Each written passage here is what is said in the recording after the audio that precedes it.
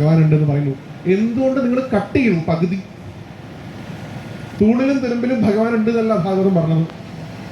തൂണിലും തുരുമ്പിലും ഉണ്ട് അച്ഛ, അത് കഴിഞ്ഞ് പ്രഹ്ലാദം പറഞ്ഞത് നമ്മൾ മുറിച്ചു. പിന്നെ ബാക്കി എന്താ പറഞ്ഞത്? ഈ ചോദ്യം ചോദിക്കുന്ന അച്ഛനിലും ഈ കാണുന്ന എന്നിലും ഈ കാണുന്ന ചരാചരങ്ങളിലും മുഴുവനും ഭഗവാനുണ്ട്. ഇത് നമ്മൾ പറയില്ല.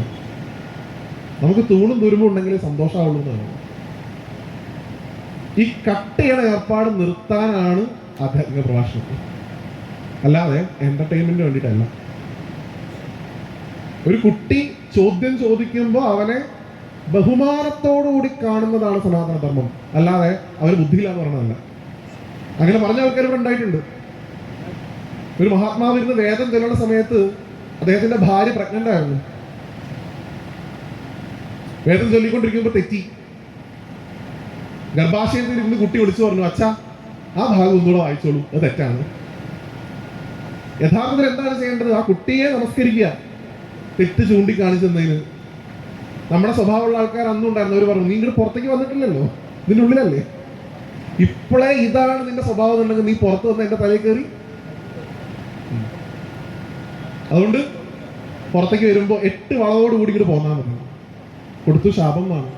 പ്രസവിക്കാത്ത കുട്ടിക്ക്, ഗർഭാശയത്തിലിരിക്കുന്ന കുട്ടിക്ക് കൊടുത്തു ശാപം. 8 വളവോടുകൂടി ജനിക്കട്ടെ. അഷ്ടാവക്ര മൂന്നിന്റെ ജന്മം അങ്ങനെയാണ്. അങ്ങനെയാണ് ഒരു കുട്ടിയെ കാണേണ്ടത്. എന്നിട്ട് നമ്മൾ ഇങ്ങനെ പറഞ്ഞുകൊണ്ടേയിരിക്കുക. തെറ്റ് തിരുത്തുന്ന കുട്ടികളെ ബഹുമാനത്തോടുകൂടി കാണേണ്ട, കുരുത്തം കെട്ടവനെന്നും ധിക്കാരിയെന്നും വിളിച്ച് ആത്യന്തികമായിട്ട് ഗുരുവായൂരപ്പനെ ഇൻസൾട്ട് ചെയ്യാൻ ഞാൻ പറഞ്ഞു. കാരണം ഗുരുവായൂരപ്പൻ ചോദ്യം ചോദിക്കുന്ന ആളായിരുന്നു. ചെറിയ കുട്ടിയാകുമ്പോൾ മുതൽ ചോദ്യം ചോദിച്ച് വളർന്ന ഭഗവാനാണത്. ഒരു ദിവസം രാവിലെ എണീറ്റ് നോക്കിയ സമയത്ത്, കണ്ണൊക്കെ തിരിഞ്ഞ് നോക്കിയ സമയത്ത് ഗോകുലത്തിൽ ഗംഭീര തിരക്കാത്ര കണ്ടത്. അമ്മ അങ്ങോട്ട് ഓടുന്നു, അച്ഛൻ അങ്ങോട്ട് ഓടുന്നു, ഏട്ടൻ അങ്ങോട്ട് ഓടുന്നു, ഗോപസ്ത്രീകളും ഗോപിമാരും എന്തൊക്കെ പൊടിക്കണു ഉടയ്ക്കണു ഒക്കെ ചെയ്യണു. പോയി ചോദിച്ചു, ഇന്ന് എന്താണ് വിശേഷം അച്ഛാ? ഇന്ന് പിറന്നാളോ അടിയന്തരോ എന്തെങ്കിലുമൊക്കെ ഉണ്ടോ? ഇന്നൊന്നുമില്ല കുട്ടി, ഇന്ന് നമ്മൾ വർഷാവർഷം ഒരാളെ പൂജിക്കാറുണ്ട്, ഇന്ന് ആ പൂജിക്കുന്ന ദിവസമാണെന്നാ പറഞ്ഞു. ആരെ പൂജിക്കാറുള്ളത്? ഇന്ദ്രനെയാണ് പൂജിക്കാറുള്ളത്. എന്തിനാ അച്ഛാ നമ്മൾ ഇന്ദ്രനെ പൂജിക്കണത്? ഇന്ദ്രനാണ് കുട്ടി നമുക്ക് മഴ പെയ്ച്ച് ഈ ഭൂമിയൊക്കെ ഇങ്ങനെ ആക്കി തരണത്. നമുക്ക് ജീവിക്കാനുള്ള കാരണം എന്ന് പറയുന്നത് ഇന്ദ്രനാണ്. അതുകൊണ്ട് ആ ഇന്ദ്രനെ പൂജിക്കുന്നു. അപ്പൊ ഭഗവാൻ എന്താ ചെയ്തത്? ശരി അച്ഛാ, ഞാനും കുറച്ച് അരി പൊടിക്കാൻ കൊണ്ട് പോവാണെങ്കിൽ തിരിച്ച് ചോദിക്കണു ഭഗവാൻ, എന്തിനാ അച്ഛാ ഇന്ദ്രനെ പൂജിക്കേണ്ടത്? നമുക്ക് ജീവിക്കാനുള്ള ജീവനോപാധി തരുന്നത് ഈ കാണുന്ന ഗോവർദ്ധനവും ഈ കാണുന്ന പശുക്കളും അല്ലേ. നമ്മൾ പൂജിക്കേണ്ടത് ഇന്ദ്രനെ അല്ലല്ലോ, ഇവരെ അല്ലേ. ഞാൻ ചോദിച്ചാണോ? ഒരു കുട്ടി 7 വയസ്സാണ് ആ സമയത്ത് ഭഗവാന്റെ പ്രായം. ആലോചിക്കണം നിങ്ങൾ. ആ കുട്ടി പറയുന്നത് കേട്ടപ്പോൾ നന്ദഗോപൻ പറഞ്ഞോ, ഞങ്ങൾ കാലങ്ങളായിട്ട് നടത്തി വരുന്നത് മതി, നീ അധികം പറഞ്ഞിട്ടില്ലല്ലോ. മുമ്പിൽ നിൽക്കുന്നത് ഭഗവാനാണെന്ന് കണ്ടിട്ടാണ് നന്ദഗോപൻ അനുസരിച്ചത്. ആണോ? നന്ദഗോപക്ക് അറിയോ ഇത് പരബ്രഹ്മാണ്? യശോദാമ്മയ്ക്ക് അറിയോ ഇത് നിൽക്കുന്നത് നാരായണനാണോ? അറിയില്ല. പക്ഷെ ചെറിയ കുട്ടിയാണെങ്കിലും പറഞ്ഞതിൽ പോയിന്റ് ഉള്ളതുകൊണ്ട് അതെടുത്തു. എനിക്ക് ഇവിടെയുള്ള പ്രായമായിട്ടുള്ള മുത്തശ്ശിമാരോടും മുത്തശ്ശന്മാരോടും മാമന്മാരോടും ആന്റിമാരോടൊന്നും ഒന്നും പറയുന്നില്ല. നിങ്ങളൊക്കെ എന്നൊക്കെ അറിവുള്ള ആൾക്കാരാണ്. ഞാൻ നിങ്ങളെ നമസ്കരിക്കുകയാണ് ചെയ്യുന്നത്. ഇവിടെയുള്ള ചെറിയ കുട്ടികൾ ആരെങ്കിലും എന്നെ കേൾക്കുന്നുണ്ടെങ്കിൽ മക്കളെ നിങ്ങൾ നന്നായിട്ട് ചോദ്യം ചോദിക്കണം. നിങ്ങളുടെ ചോദ്യത്തിന് ഉത്തരം പറയിപ്പിക്കണം നിങ്ങൾ നിങ്ങളുടെ കാരണവന്മാരെ കൊണ്ട്. അപ്പൊ അവരെന്ത് ചെയ്തോളും? അപ്പൊ അവർ പഠിച്ചോളും. അപ്പോഴേ അവർ പഠിക്കുള്ളൂ. അല്ലെങ്കിൽ നിങ്ങൾ കുരുത്തം കെട്ടവരാണ്, ധിക്കാരികളാണെന്ന് പറയുമ്പോൾ അവർക്കുള്ളത് ഗുരുവായൂരപ്പൻ കൊടുത്തോളും. ഗുരുവായൂരപ്പനോട് പറയാ, എൻ്റെ അമ്മ ഞാൻ ചോദിച്ചത് പറഞ്ഞില്ല കൃഷ്ണ, ഭഗവാൻ പോയി പറഞ്ഞു കൊടുത്തോളും, പേടിക്കണ്ട, ഞാൻ ഭഗവാൻ നിങ്ങളെ ഉപദ്രവിക്കുന്നല്ല പറഞ്ഞു. ഭഗവാൻ അവർക്ക് പറഞ്ഞു കൊടുത്തത് പറയും, ഇത് ആ കുട്ടിയോട് പോയി പറയൂ. സിമ്പിളാണ്. അല്ല, ഏറ്റവും മനോഹരമായിട്ടുള്ള ഉദാഹരണം ഇവിടെ വന്നു പറഞ്ഞ ഭഗവാൻ കാണിച്ചത് അകത്ത് നടക്കുന്ന വിശ്വസഹസ്രനാമം. ഇവിടെ മാതൃസമിതി അമ്മമാരൊക്കെ ഗംഭീരമായിട്ട് ഈ ക്ഷേത്രത്തെ നോക്കുന്നുണ്ടെന്ന് ഞാൻ അറിഞ്ഞു. ഗുരുവായൂരപ്പൻ അവരെ മനസ്സ് നിറഞ്ഞ് അനുഗ്രഹിക്കട്ടെ എന്ന് ഞാൻ ഇവിടെ വെച്ച് പ്രാർത്ഥിക്കുകയാണ്. നാരായണ, ഏത് ക്ഷേത്രത്തിന്റെ ഏറ്റവും വലിയ അഭിവാജ്യ ഘടകമാണ് ഒരു മാതൃസമിതി ഉണ്ടാവുക. ആ ക്ഷേത്രത്തെ കൊണ്ടുപോകുന്നത് വലിയൊരു പങ്ക് വഹിക്കുക അത്തരത്തിലുള്ള അമ്മമാരായിരിക്കും. നിങ്ങളിൽ തന്നെ ഉണ്ടാവുമല്ലോ ഇഷ്ടം പോലെ സഹസ്രനാമം ചൊല്ലുന്ന ആൾക്കാർ അല്ലേ? ഞാൻ നിങ്ങളോട് ചോദിക്കട്ടെ, എന്തിനാണ് ഈ സഹസ്രനാമം ചൊല്ലുന്നത്? എന്തിനാണ് നമ്മൾ നാമം ചൊല്ലണേ? നാളെ കഴിഞ്ഞ് വീണ്ടും ഇവിടെ നവീൻ വന്ന് നിങ്ങളോട് പറയാം, സിയാപതി രാമചന്ദ്രയ്ക്ക് എന്ന് പറയുമ്പോൾ നിങ്ങൾ ജയ് എന്ന് വിളിക്കണം. ശ്രീരാമചന്ദ്രനെ ജയ് വിളിക്കുമ്പോൾ എന്താണ് നമുക്ക് കിട്ടുന്നത്? ഒക്കെ പോട്ടെ, സഹസ്രനാമം എടുക്കാം. വിഷ്ണു സഹസ്രനാമം ചൊല്ലി എന്ത് കിട്ടും?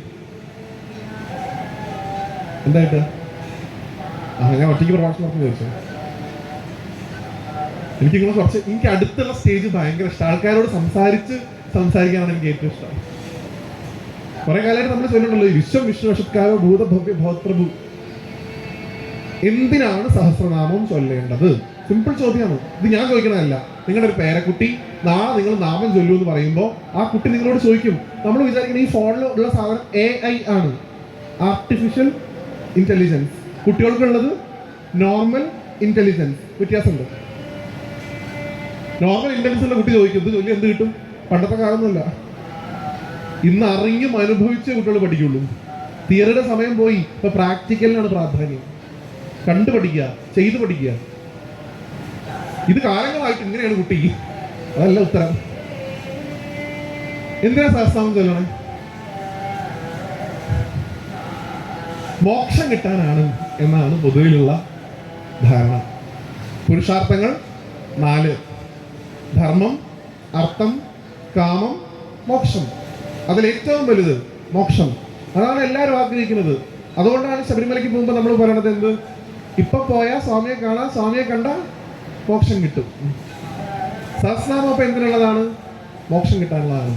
ഇത് നിങ്ങൾ ഇന്നത്തെ അവന്റെ ആ പുറകിലിരിക്കുന്ന കുട്ടിയുടെ പ്രായത്തിലുള്ള ഒരാൾ പറഞ്ഞു കഴിഞ്ഞാൽ അവൻ പറയും, മുത്തശ്ശി എനിക്ക് 6 വയസ്സും മുത്തശ്ശിക്ക് 80 വയസ്സുമാണ്.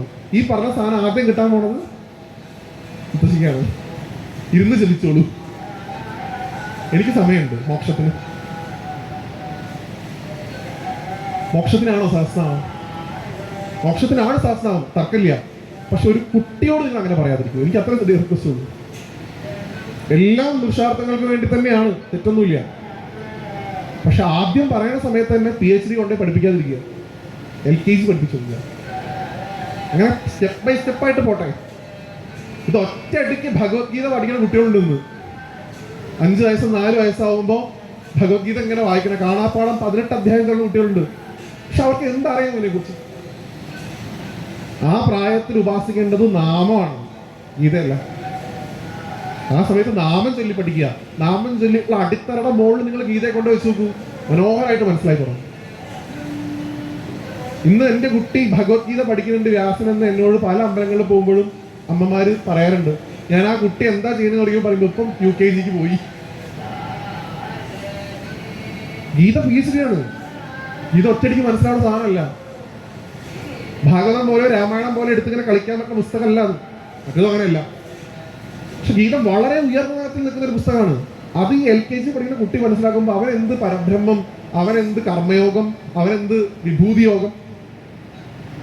ഭഗവാൻ പറയുന്നത് വിഭൂതി യോഗത്തിൽ മാസങ്ങളിൽ ഞാൻ മാർഗശീർഷ മാസമാണ്, സേനാനികളിൽ ഞാൻ സ്കന്ദനാണ്, പാണ്ഡവരിൽ ഞാൻ അർജുനനാണ്, ഗോളങ്ങളിൽ ഞാൻ നക്ഷത്രങ്ങളിൽ സൂര്യനാണ്. ഇങ്ങനെ പറയുന്നു. ഇതൊക്കെ ആ കുട്ടികളുടെ ഇതിങ്ങനെ ആലോചിക്കുന്നു. ഇപ്പൊ എന്താ ഇത്?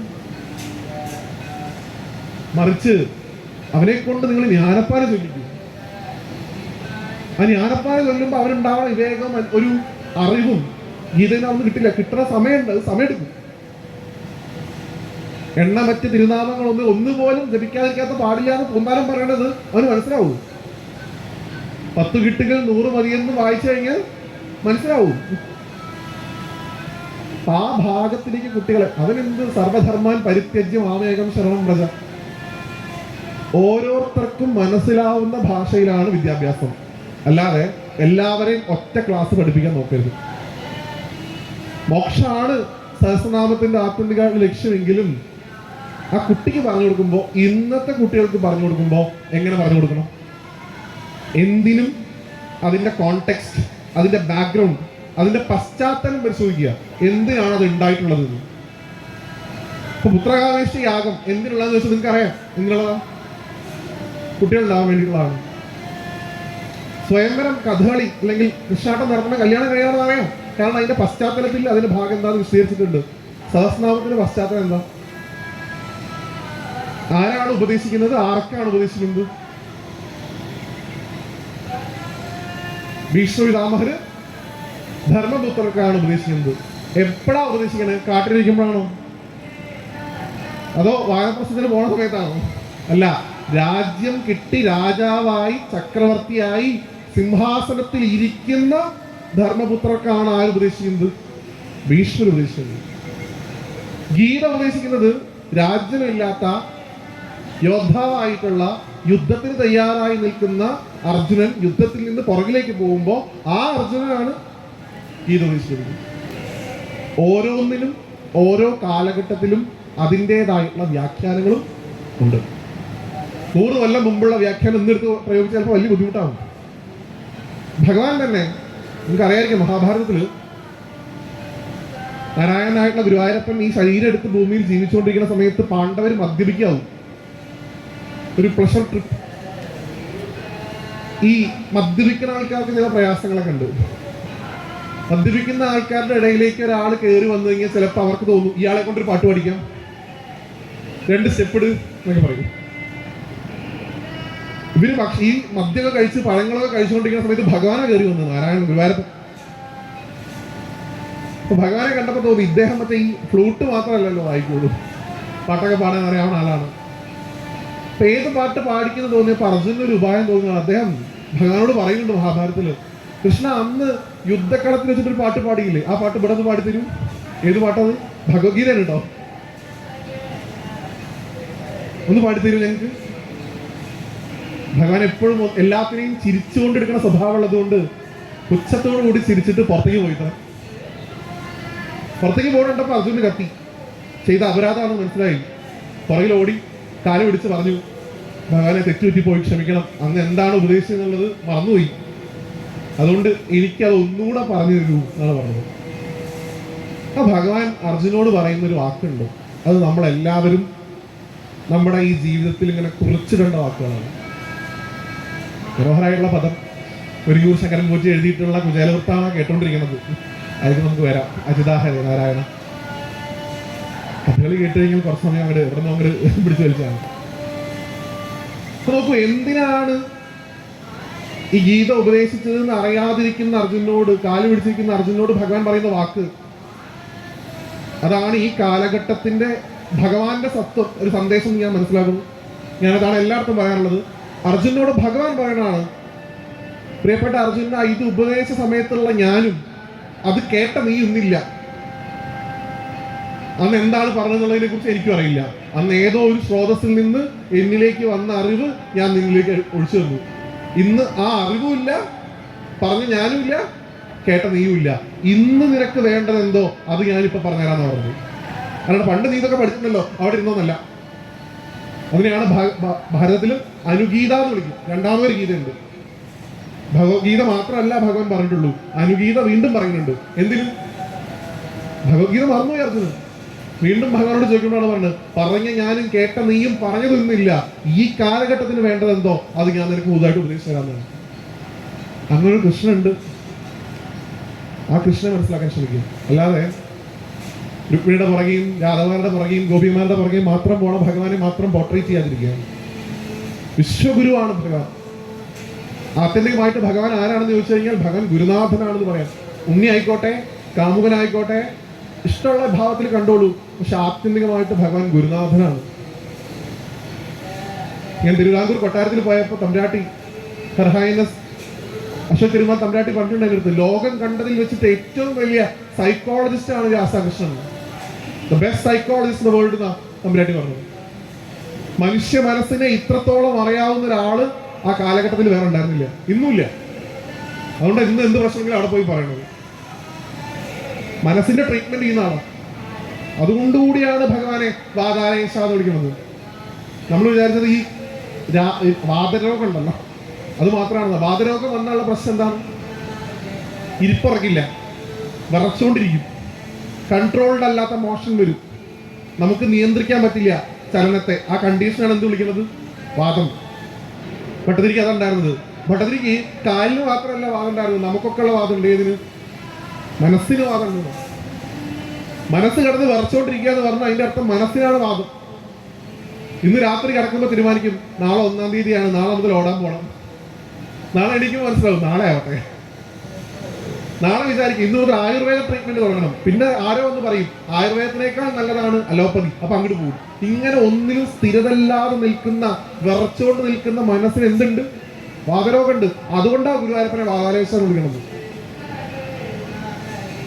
ആ ഭഗവാനെ മനസ്സിലാക്കാൻ ശ്രമിക്കുക. അല്ലാണ്ട് ഭട്ടതിരിയുടെ വാതരോഗം മാറ്റിക്കൊടുത്തൊരു കൃഷ്ണനല്ല ആത്യന്തികമായിട്ട് മനസ്സിലാക്കേണ്ടത്. മനസ്സിന്റെ വാതരോഗം ഭഗവാൻ തന്നെ ഗീതയിൽ പറയുന്നുണ്ട്. കാർപ്പണ്യദോഷം, ഒന്ന് വേണോ രണ്ടാമത്തെ വേണോ എന്നുള്ള ചിന്ത, ആ ഭാവം മാറാൻ. ഞാൻ പറഞ്ഞു തുടങ്ങിയത് വിഷ്ണു സഹസ്രനാമത്തിനെ കുറിച്ചാണ്. അപ്പൊ എന്തിനാണ് സഹസ്രനാമം എന്നുള്ളതിന്റെ ഉത്തരം കിട്ടണം എന്നുണ്ടെങ്കിൽ അതിന്റെ കോണ്ടെക്സ്റ്റ് പരിശോധിക്കണം. നേരത്തെ പറഞ്ഞു, രാജ്യാധികാരം കിട്ടിയ ധർമ്മപുത്രനാണ് ഭഗവാനോട് പറയുന്നത്, ഭഗവാൻ ഈ കസേരയിൽ കയറിയിരിക്കുന്ന സമയത്ത് എനിക്ക് സമാധാനം കിട്ടണില്ല അല്ലേ? എനിക്കിതിന്റെ മുകളിൽ കയറിയിരിക്കുമ്പോൾ കർണൻ, എൻ്റെ ഏട്ടന്റെ മുഖം ഓർമ്മ വരുന്നു, എൻ്റെ ഏറ്റവും പ്രിയപ്പെട്ട കുട്ടി അഭിമന്യുവിന്റെ മുഖം ഓർമ്മ വരുന്നു. അർജുനന്റെ കുട്ടിയാണെങ്കിൽ എടുത്ത് വളർത്തിയത് തൊട്ടിട്ട് എന്തിനും ധർമ്മപുത്രനാണ് ഇത്ര ഉണ്ടായിരുന്നത്. അഭിമന്യുവിന് അത്ര ഇഷ്ടമായിരുന്നു. അർജുനൻ കരഞ്ഞതിനേക്കാൾ കൂടുതൽ കരഞ്ഞിട്ടുണ്ട് അഭിമന്യു പോയപ്പോ. ദൃശ്യം അവന്റെ മുഖം ഓർമ്മ വരുന്നു. അവൻ വളരുന്നത് കണ്ടിട്ടില്ല, അവൻ എങ്ങനെയാണ് ജീവിച്ചത് എനിക്കറിയില്ല. അങ്ങനെ ഒരു കുട്ടി ഞങ്ങൾക്ക് ഉണ്ടായിരുന്നു. അവന്റെ പേരാണ് ഘടോത്കചൻ. കാട്ടിൽ വെച്ചിട്ട് ഭീമൻ ഉണ്ടായതാ. ഞങ്ങൾക്കൊരു ആവശ്യം വന്ന് പറഞ്ഞപ്പോ അവൻ വന്നു ഞങ്ങൾക്ക് വേണ്ടിയിട്ട്. അർജുനെ കൊല്ലാൻ വെച്ചിരുന്ന ശക്തി എന്ന് പറയുന്ന വേൽ അവൻ സ്വയം അവന്റെ നെഞ്ചിലേക്ക് ഏറ്റുവാങ്ങി കർണന്റെ അടുത്ത്. ഞങ്ങൾക്ക് വേണ്ടി അവൻ മരിച്ചു. നിന്റെ മുകളിൽ കയറിയിരിക്കുമ്പോ അവൻ ചിരിക്കണതായിട്ട് എനിക്ക് തോന്നുന്നു. പണ്ട് ഭഗവാനോട് അർജുൻ പറയുന്നുണ്ടല്ലോ, സേനയോർ യുവയോർ മധ്യേ രഥം സ്ഥാപിതം അച്യുത. രണ്ട് സേനകളുടെ ഇടയിൽ എന്റെ രഥത്തെ കൊണ്ടുപോയി അങ്ങ് നിർത്തിയാലും ഭഗവാനെ, അപ്പൊ കോൺഫിഡൻസ് ആണ് എന്നെ കൊണ്ട് നടക്കും. ഈ ഗാന്ധീവം കയ്യിലുള്ളിടത്തോളം കാലം എനിക്ക് ഒരാളെയും ഭയക്കേണ്ടതായിട്ടില്ല. കുറച്ചേരം കഴിഞ്ഞപ്പോ പറയുന്ന ശ്ലോകം മാറി. പിന്നെ പറയുന്നത് സ്വജനംസ്യ കഥം ഹത്വ സുഖിനസ്യാമ മാധവ എന്നാണ്. ഈ എന്റെ സ്വന്തം ആൾക്കാരെ കൊന്നൊടുക്കിയിട്ട് ഈ നേടുന്ന ജയം എന്തിനാണ് ഭഗവാനെ? ഒരേ സമയം കൊണ്ട് മനുഷ്യന്റെ മനസ്സ് മാറി നോക്കും. ഞാൻ അവന്മാരൊക്കെ ഒന്ന് കാണട്ടെ എന്ന് പറയുന്ന അർജുനാണ് പറയണത്, എന്റെ വല്യച്ഛനെയും ചെറിയച്ഛനെയും കൊല്ലണ്ടായിരിക്കും. ഈ കാർപ്പണ്യദോഷം മാറാനാണ് കേട്ടോ ഗീത. ഈ ചിന്താഗതി ഉണ്ടല്ലോ, വേണോ വേണ്ടയോ എന്തിനും, ഇതാണ് ഒരു മനുഷ്യന്റെ നാശത്തിന് ആത്യന്തികമായിട്ട് കാരണമാണ്. അതെന്ത്? വേണോ വേണ്ടയോ ഈ ചിന്ത. നല്ലതിനോട് അടുക്കണോ വേണ്ടയോ, ചീത്തതിലേക്ക് പോകണോ വേണ്ടയോ, ഈ ചിന്തയുടെ അടിസ്ഥാനത്തിൽ ഇരിക്കും ഒരു മനുഷ്യന്റെ ജീവിതം സക്സസ് ആണോ വേണ്ടോ എന്നുള്ളത്.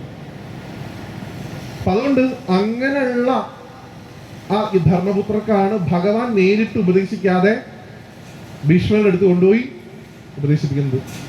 നിങ്ങൾ എത്രയോ നാളുകളായിട്ട് എന്നെക്കാൾ ഒരു 100 ആവർത്തിയെങ്കിലും സഹസ്രനാമം 1000 ആവർത്തിയെങ്കിലും മഹാഭാരതം വായിച്ചിട്ടുള്ള ആൾക്കാരാ എന്റെ മുമ്പിൽ ഇരിക്കുന്ന എല്ലാവരും, എന്നെക്കാൾ അറിവുള്ള ആൾക്കാരാ. നിങ്ങൾ പറയൂ, എപ്പോഴെങ്കിലും ഈ ഭീഷ്മര് ഈ വിശ്വം തൊട്ട് തുടങ്ങി വിശ്വം തൊട്ട് തുടങ്ങി സർവപ്രഹരണായുധയിൽ അവസാനിക്കുന്ന ആ സഹസ്രനാമം കഴിഞ്ഞ സമയത്ത് എവിടെയെങ്കിലും എഴുതിയിട്ടുണ്ടോ സ്വർഗത്തിൽ നിന്ന് ഒരു വിമാനം താഴത്തേക്ക് ഇറങ്ങി വന്നിട്ട് ധർമ്മപുത്രരോട് കയറിക്കോളൂ? ഉണ്ടോ? എവിടെയും കേട്ടിട്ടുണ്ടോ അങ്ങനെ? താങ്കൾ നാമം ചൊല്ലിയതുകൊണ്ട് താങ്കൾക്ക് ഇതാ മോക്ഷം കിട്ടിയിരിക്കുന്നു, പൊക്കോളൂ എന്ന് പറഞ്ഞിട്ടുണ്ടോ? വിവേകാനന്ദ സ്വാമിയുടെ ഒരു കഥയുണ്ട്. അദ്ദേഹം പായ്ക്കപ്പലിൽ സഞ്ചരിച്ചുകൊണ്ടിരിക്കുന്ന സമയത്ത് ഒരു ബ്രാഹ്മണൻ അവിടെ ഇരുന്ന് രാമനാമം ജപിക്കുന്നുണ്ട്. ആൾക്കാർ കേട്ടിട്ടുണ്ടോ? ഇത് ഒന്ന് വിവേകാനന്ദ സ്വാമി കണ്ടിട്ടുണ്ട്. അതുകൊണ്ട് വിവേകാനന്ദ സ്വാമി ഇങ്ങനെ പോണ സമയത്ത് പായ്ക്കപ്പലാണ്. അപ്പൊ ഇദ്ദേഹം സദാസമയവും നാമം ചൊല്ലിക്കൊണ്ടിരിക്കുന്നുണ്ടാവും. രാമ രാമ രാമ എന്ന് ചൊല്ലിക്കൊണ്ടേയിരിക്കുക. അപ്പൊ ഇടയ്ക്ക് മഴ വരും. ഇദ്ദേഹം ഊണൊഴിക്കാനൊക്കെ വല്ലപ്പോഴൊക്കെ പോകുന്നത് കാണുന്നുള്ളൂ. സ്വാമി ഇങ്ങനെ നിരീക്ഷിക്കേണ്ട ഇയാള്. അപ്പൊ മഴ വരുന്ന സമയത്ത് ഈ കപ്പലിലുണ്ടായിരുന്ന ആൾക്കാർക്കൊക്കെ അറിയാം, ഇതിൽ വെള്ളം കയറി കഴിഞ്ഞാലും ഇതിന്റെ കാറ്റിന്റെ പ്രശ്നങ്ങളൊക്കെ ഉള്ളതുകൊണ്ട് ഇവരൊക്കെ ഈ പായ അടിച്ചു മാറ്റാൻ വേണ്ടി സഹായിക്കും. ഓടിപ്പോയിട്ട് സ്വാമിയും പോയി അയക്കാൻ. അപ്പോഴും ഇയാൾ അവിടുന്ന് അനങ്ങണില്ല. ഇയാൾ ഇരുന്ന് ജപിച്ചുകൊണ്ടേയിരിക്കുകയാണ്, രാമ രാമ രാമ. എവിടെ ഒരു സഹായത്തിനും ആർക്കും വരുന്നില്ല. സ്വാമി അടുത്ത പലർക്കും ഭക്ഷണം കൊടുക്കും കപ്പലിൽ. അപ്പൊ ഒരു ട്രിപ്പ് കഴിച്ച ആൾക്കാരാണ് അടുത്ത ട്രിപ്പിലുള്ള ആൾക്കാർക്ക് വിളമ്പി കൊടുക്കുക. സ്വാമി കൊടുക്കും. അപ്പോഴും ഇയാളിരുന്ന് ജപിക്കണ്ടാവും. ഇയാൾ ഊണ് കഴിക്കാൻ വരും, അത് കഴിഞ്ഞാൽ പോയി വീണ്ടും ജപം തുടങ്ങും. വിളമ്പി കൊടുക്കുന്ന ഏർപ്പാടൊന്നുമില്ല. എപ്പോഴോ ഇയാളിങ്ങനെ ഭക്ഷണം കഴിക്കാൻ വേണ്ടി വന്ന സമയത്ത് സ്വാമി ഇദ്ദേഹത്തെ തടഞ്ഞു നിർത്തിയിട്ട് ചോദിച്ചു, അത്രേ, മഹാത്മാവെ അങ്ങനെ ഞാൻ ആദരിക്കുന്നു, കാരണം ഇത്രയധികം തിരക്കിന്റെ ഇടയിലും അങ്ങ് ഇങ്ങനെ കടന്ന് രാമനാമം ചൊല്ലുന്നുണ്ടല്ലോ. എനിക്ക് ഒരു കാര്യം അറിഞ്ഞാൽ കൊള്ളാം, അദ്ദേഹത്തിന് ഭയങ്കര അഹങ്കാരമായിരുന്നു ഈ ബ്രാഹ്മണന്. അങ്ങ് എന്തിനാണ് ഈ നാമം ചൊല്ലുന്നത് എനിക്കൊന്ന് പറഞ്ഞു തരുമോ? ഞാൻ നേരത്തെ ചോദിച്ചു ചോദ്യമുണ്ടല്ലോ നിങ്ങളോട്, എന്തിനാണ് ഇത് ചൊല്ലുന്നത്? ഉടനെ വിവേകാനന്ദനെ പരിഹസിക്കുകയും ചെയ്യും അദ്ദേഹം. ഇതൊന്നും അറിയാണ്ട് എന്തിനാണ് ഈ കാശായിട്ട് നടക്കുന്നത്? രാമനാമം ജപിക്കുന്നത് എന്തിനാന്ന് അറിയാണ്ടേ? അദ്ദേഹം അറിവിന്റെ പരകോടിയിൽ നിൽക്കുമ്പോൾ ഏറ്റവും വിനയുള്ള ആളായിരുന്നു. ഗീത പഠിക്കുന്നതിന് മുമ്പ് നിങ്ങൾ പോയിട്ട് ഫുട്ബോൾ കളിക്കും കുട്ടികളെന്ന് പറഞ്ഞ ആളാ. ശരി ആളല്ല. നിങ്ങൾ ആദ്യം ഇത്തിരി ബലമൊക്കെ ഉണ്ടാക്കിയിട്ട് വന്നിട്ട് പഠിച്ചാമെന്ന് പറഞ്ഞ ആളാണ്. അദ്ദേഹത്തോടാണ് പറയുന്നത്, നിങ്ങൾക്ക് എന്തറിയാം? നാമം ചൊല്ലിക്കഴിഞ്ഞാൽ എന്താണ് നടക്കുക എന്ന് അറിയാത്ത നിങ്ങളൊക്കെ എന്ത് സന്യാസിയാണ്? വെറുതെ ഓരോരുത്തർ ഇറങ്ങിക്കോളും കാവി ചുറ്റിയിട്ട് പറയാറുണ്ടല്ലോ. അദ്ദേഹത്തോട് പറഞ്ഞു അത്രേ, ഇത് ചൊല്ലിക്കഴിഞ്ഞാൽ ഞാൻ മരിച്ചു കഴിഞ്ഞാൽ എനിക്ക് സ്വർഗത്ത് പോകാമെന്ന്. ചിലപ്പോൾ പറഞ്ഞതിൻ്റെ വേറൊരു വേഷം, മോക്ഷം കിട്ടും. സ്വാമി അദ്ദേഹത്തോട് പറഞ്ഞത്, ഇതിന് ഇത്രയൊന്നും ബുദ്ധിമുട്ടില്ല, ആ കപ്പലിന്റെ മുകളിൽ താഴത്തേക്ക് ചാടിയാൽ മതി എന്നാണ്. ഇപ്പൊ തന്നെ എന്ത് കിട്ടിക്കോളും? ഇത് ചൊല്ലി നഷ്ടപ്പെടുന്ന ആവശ്യമില്ല, അങ്ങനെ ചാടുക, മരിച്ചു കഴിഞ്ഞാൽ കിട്ടിക്കോളും. അപ്പൊ അതിനല്ലല്ലോ നാമം സഹസ്രനാമൊക്കെ പറയുന്നത്. നോക്കൂ, ജീവിതത്തിൽ നിന്ന് ഒളിച്ചോടാൻ പോയ മനുഷ്യനാണ് ആര്? ധർമ്മപുത്രർ.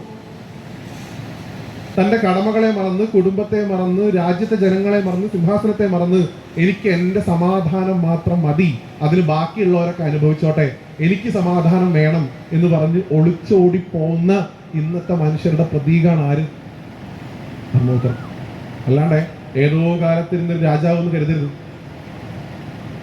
ജീവിതത്തിൽ നിന്ന് ഒളിച്ചോടി പോവാൻ ശ്രമിക്കുന്ന, ചിലപ്പോൾ ഒളിച്ചോടുന്നത് നാട് വിട്ടു പോവല്ല, ഏത് ഹുക്കിനാണ് ബലം, ഏത് കുടിച്ചാലാണ് പെട്ടെന്ന് തീരുക, അതും ഒരു തരത്തിൽ ഒളിച്ചോട്ടാണ്. അങ്ങനെ ആത്മഹത്യാ പ്രേരണ നടത്തുന്ന ആൾക്കാർക്കും ജീവിതത്തിൽ നിന്ന് ഒളിച്ചോടി പോകുന്ന ആൾക്കാർക്കും തിരിച്ച് ജീവിതത്തിലേക്ക് കടന്നു വന്ന് ആ ജീവിതത്തെ ധൈര്യപൂർവ്വം നേരിടാനുള്ള ബലം കൊടുക്കുന്നതാണ് വിഷ്ണു സഹസ്രനാമം. അല്ലാണ്ട് എന്തിനുള്ളതല്ല, മോക്ഷത്തിനുള്ളതല്ല.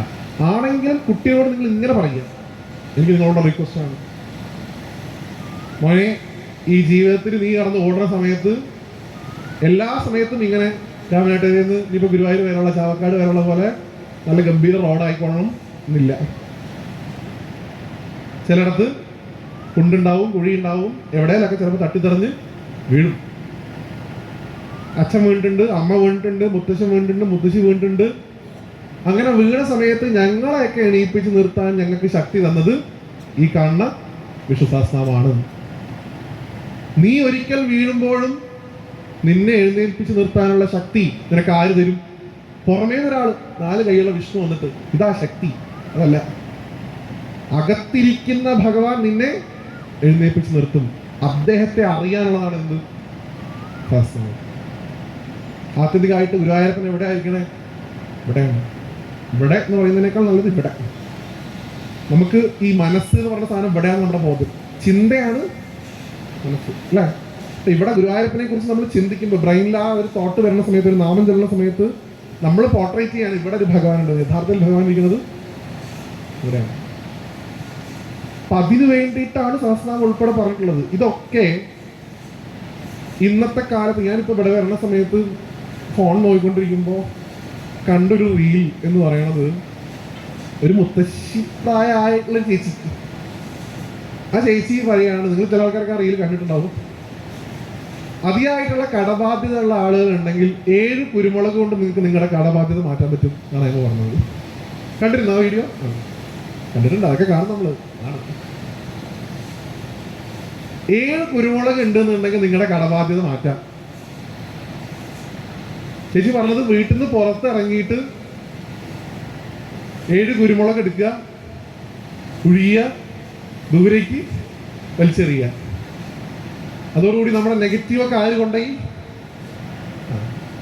അതോടുകൂടി കടബാധ്യത. ആ വീഡിയോ ഒന്ന് ശ്രദ്ധിച്ചായിട്ട് അറിയാം, എന്തോ ഒരു ബെല്ലടിക്കണോ ഹോൺ അടിക്കണം. എനിക്ക് തോന്നുന്നു ആ ചേച്ചിക്ക് എന്തിൻ്റെ കത്ത് വന്നിട്ടുണ്ട്. അപ്പോൾ ഇൻസ്റ്റാൾമെന്റ് EMI മുടങ്ങിയതിൻ്റെ.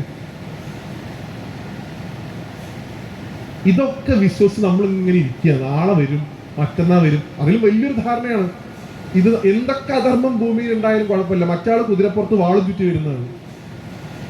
ആര്? കൽക്കി. എത്ര പ്രശ്നമുണ്ടെങ്കിലും കുഴപ്പമില്ല, കുറേ കായികം ഞങ്ങളെ രക്ഷിക്കാൻ ഭഗവാൻ കൽക്കി അവതാരം എടുത്ത് വെളുത്ത കുതിരയുടെ പുറത്ത് വാളും ചുറ്റിയിട്ട് വന്ന് അവിടെ പുല്ല് വിട്ടില്ല ഏട്ടൻ, അതുപോലെ ഇങ്ങനെ കട്ട് ചെയ്യുന്നതാണ്. നാരായണീയം വായിക്കുന്ന അമ്മമാരെ ഒന്ന് കൈപ്പിക്കൂ. Thank you. നാരായണീയത്തിൽ കൽക്കി അവതാരം ഉണ്ടോ അമ്മേ? ഉണ്ടോ? ഇവിടെ ആരും പറയുന്നില്ലല്ലോ. ഇപ്പോ ഉണ്ടോ ഇല്ലയോ? ഇല്ല. എന്താ ഭട്ടതിരി എഴുതാൻ നൽകിയ അവതാരം? ഈ വിഡ്ഢി ചിന്ത വെച്ച് ഇനിയുള്ള കാലം എൻ്റെ കുട്ടിയോട് ഇരിക്കരുത് എന്നുള്ള ബോധ്യം അദ്ദേഹത്തിന് ഉണ്ടായിരുന്നു. ഈ ധർമ്മ സംസ്ഥാപനം എന്ന് പറയുന്നത് നടത്തേണ്ടത് നമ്മൾ ഓരോരുത്തരുമാണ്. നിങ്ങളെ പല ആൾക്കാരും കളിക്ക് പറഞ്ഞിട്ടുണ്ടോ നിങ്ങൾ എന്ത് അവതാരമാണ്? യഥാർത്ഥം നിങ്ങളൊക്കെ എന്താണ്? ഓരോ അവതാരങ്ങളാണ്. ഈ ധർമ്മ സംസ്ഥാപനം ചെയ്യാന്നുള്ളത് ഭഗവാന്റെ ഉത്തരവാദിത്വം മാത്രമല്ല, നമ്മൾ ഓരോരുത്തരുടെയും ഉത്തരവാദിത്തമാണ്. കോഴിക്കോട് കൂടെ നടന്നു പോകുമ്പോൾ SM സ്ട്രീറ്റിൽ പോകുന്ന സമയത്ത് ഒരു പെൺകുട്ടിയെ ശല്യം ചെയ്യുന്നത് കാണുമ്പോൾ അവന് പോയിട്ട് നീ എന്താണ് ചെയ്യുന്നത് എന്ന് ചോദിക്കാൻ നിങ്ങൾക്ക് തോന്നുന്നുണ്ടെങ്കിൽ നിങ്ങൾ അധർമ്മത്തിനെതിരെ പ്രതികരിക്കുന്നവരാണ്. ഈ രാമനാട്ടുകാരുടെ ബൈപ്പാസ് കൂടെ പോകുമ്പോൾ ഒരു വൃദ്ധനെ കുറെ ആൾക്കാർ നിന്ന് തല്ലുന്ന കണ്ടുമ്പോൾ വണ്ടി സൈഡാക്കിയിട്ട് എന്തിനാണോ തല്ലുന്നതെന്ന് ചോദിക്കാൻ നിങ്ങൾക്ക് തോന്നുന്നുണ്ടെങ്കിൽ നിങ്ങൾ അധർമ്മത്തിനെതിരെ ചോദ്യം ചെയ്യുന്നവരാണ്. അതാണ് യഥാർത്ഥത്തിൽ ധർമ്മ സംസ്ഥാപനം. ഭഗവാൻ അത് ചെയ്യുന്നത് നമ്മളിലൂടെയാണ്. അല്ലാതെ നിങ്ങൾ കരുതരുത് ഭഗവാൻ 4 കൈ കൊണ്ട് വന്നിട്ട് നാളെ മുതൽ എല്ലാം ശരിയാവും, എല്ലാം ശരിയാവും എന്നുള്ള വാക്കിനേക്കാൾ വലിയൊരു പ്രശ്നമില്ല എന്ന് പറയണ. എല്ലാവരും എന്നോട് ഞാൻ ചോദിക്കുന്ന ആൾക്കാരോടൊക്കെ എന്ത് ബുദ്ധിമുട്ടുണ്ടെങ്കിലും ഞാനിപ്പോൾ അത് പറയാറില്ല. കാരണം അതൊരു പ്രതീക്ഷയാണ്, എല്ലാം ശരിയാവും കേട്ടോ. കഴിഞ്ഞ ദിവസം എന്നോട് പറഞ്ഞു, 1.5 വർഷം മുമ്പ് വ്യാസം എന്നോട് പറഞ്ഞു ഇതുവരെ ഒന്നും ശരിയായിട്ടില്ല. അപ്പൊ അതുകൊണ്ട് ആത്യന്തികമായി ചിന്തിക്കുക, ഭഗവാൻ എവിടെ ഇരിക്കണത്? ഈ ശ്രീകോവിലേക്ക് നോക്കി തൊഴണ സമയത്ത് ഉത്തമമായിട്ടുള്ള ബോധ്യം വേണം. അവിടെ ഇരിക്കുന്ന ഭഗവാൻ എവിടെയുണ്ട്? ഇവിടെയുണ്ട്. ധ്രുവന്റെ കഥ പറയും ഭാഗവത്തില്. ഉത്താനപാദന്റെ പുത്രനായിട്ടുള്ള ധ്രുവൻ മടിയിൽ കയറിയിരുന്നു അച്ഛന്റെ. ഉടനെ രണ്ടാനമ്മയുള്ള സുരുചി വന്നിട്ട് എണീപ്പിച്ചു വിട്ടു, ഇറങ്ങി പോടാക്കാന്ന് പറഞ്ഞു. അപ്പൊ കണ്ണ് തിരുമ്മിക്കൊണ്ട് പാവം ധ്രുവൻ ചോദിച്ചു, കുട്ടി ധ്രുവൻ 5 വയസ്സേ ഉള്ളൂ, എൻ്റെ അച്ഛനല്ലേ അമ്മേ, ഇത്തിരി നേരം ഞാനും മടിയിലിരുന്നോട്ടെ? നീ അദ്ദേഹത്തിന്റെ മകനൊക്കെ ആവണം എന്നുണ്ടെങ്കിൽ നീ എൻ്റെ ഗർഭത്തിൽ ജനിക്കണം. നീ വേറെ ഏതൊരു പെണ്ണിന്റെ മകൻ. സുനീതി എന്നാണ് അമ്മയുടെ പേര്, ആദ്യത്തെ ഭാര്യയാണ്. 2ാമത്തെ ഭാര്യയാണ് സുരുചി. നാരായണ, നീ നിന്റെ അമ്മയോട് പോയി പറ, ഞാൻ ഇറക്കി വിട്ടു, ധൈര്യം പോയി പറഞ്ഞു. അമ്മയോട് പോയി പറഞ്ഞു, അമ്മേ എനിക്ക് അച്ഛൻ്റെ മടിയിലിരിക്കാൻ ആഗ്രഹം ഉണ്ടാവില്ലേ? എൻ്റെ കൂട്ടുകാരൊക്കെ അച്ഛൻ്റെ മടിയിലിരിക്കാറുണ്ട്, എനിക്കും ഇരിക്കണം. ഇളയമ്മ എന്നെ എണീപ്പിച്ചു വിട്ടു, അമ്മേ അച്ഛൻ എൻ്റെ അച്ഛനല്ലേ, എനിക്കിരിക്കണ്ടേ? അമ്മ പോയി പറയൂ. അമ്മ എന്ന് കരയുക, എന്താ അമ്മ പണ്ട് കാര്യമില്ലെന്നറിയാം. ഇളയമ്മ പറഞ്ഞു, അമ്മേ ആ അമ്മയുടെ ഗർഭത്തിൽ ജനിച്ചാൽ എനിക്കിരിക്കാൻ പറ്റുന്നത്, അത് നടക്കുമോ? കുട്ടിക്ക് എങ്ങനെയെങ്കിലും ഇരുന്നാൽ മതിയെന്നേ ഉള്ളൂ. പിന്നെ നമ്മളൊക്കെ പറയുന്ന ഒരു വാക്കുണ്ടല്ലോ, എന്തുണ്ടെങ്കിലും ഭഗവാനോട് പോയി പറയൂ. ഭഗവാൻ എങ്ങനെയാണ് പ്രാർത്ഥിക്കേണ്ടതെന്നും ഭഗവാൻ എന്ത് നാമം ചൊല്ലി സ്തുതിക്കണമെന്നൊന്നും അറിയില്ലായിരുന്നു ധ്രുവന്. അച്ഛൻ്റെ മടിയിലിരിക്കാൻ ഞാൻ ഭഗവാനെ കണ്ടു വരം വാങ്ങും എന്ന് പറഞ്ഞ് ഇറങ്ങിപ്പോയൊരു ധ്രുവനുണ്ട്, 5 വയസ്സ് പ്രായം. പോണ പോക്കിൽ കാണുന്ന ആൾക്കാരോടൊക്കെ ചോദിച്ചു, ഏത് മൂർത്തിയാണ് ഭജിക്കേണ്ടത്, ഏത് നാമമാണ് ചൊല്ലേണ്ടത്? ആർക്കും ഉത്തരം ഉണ്ടായിരുന്നില്ല.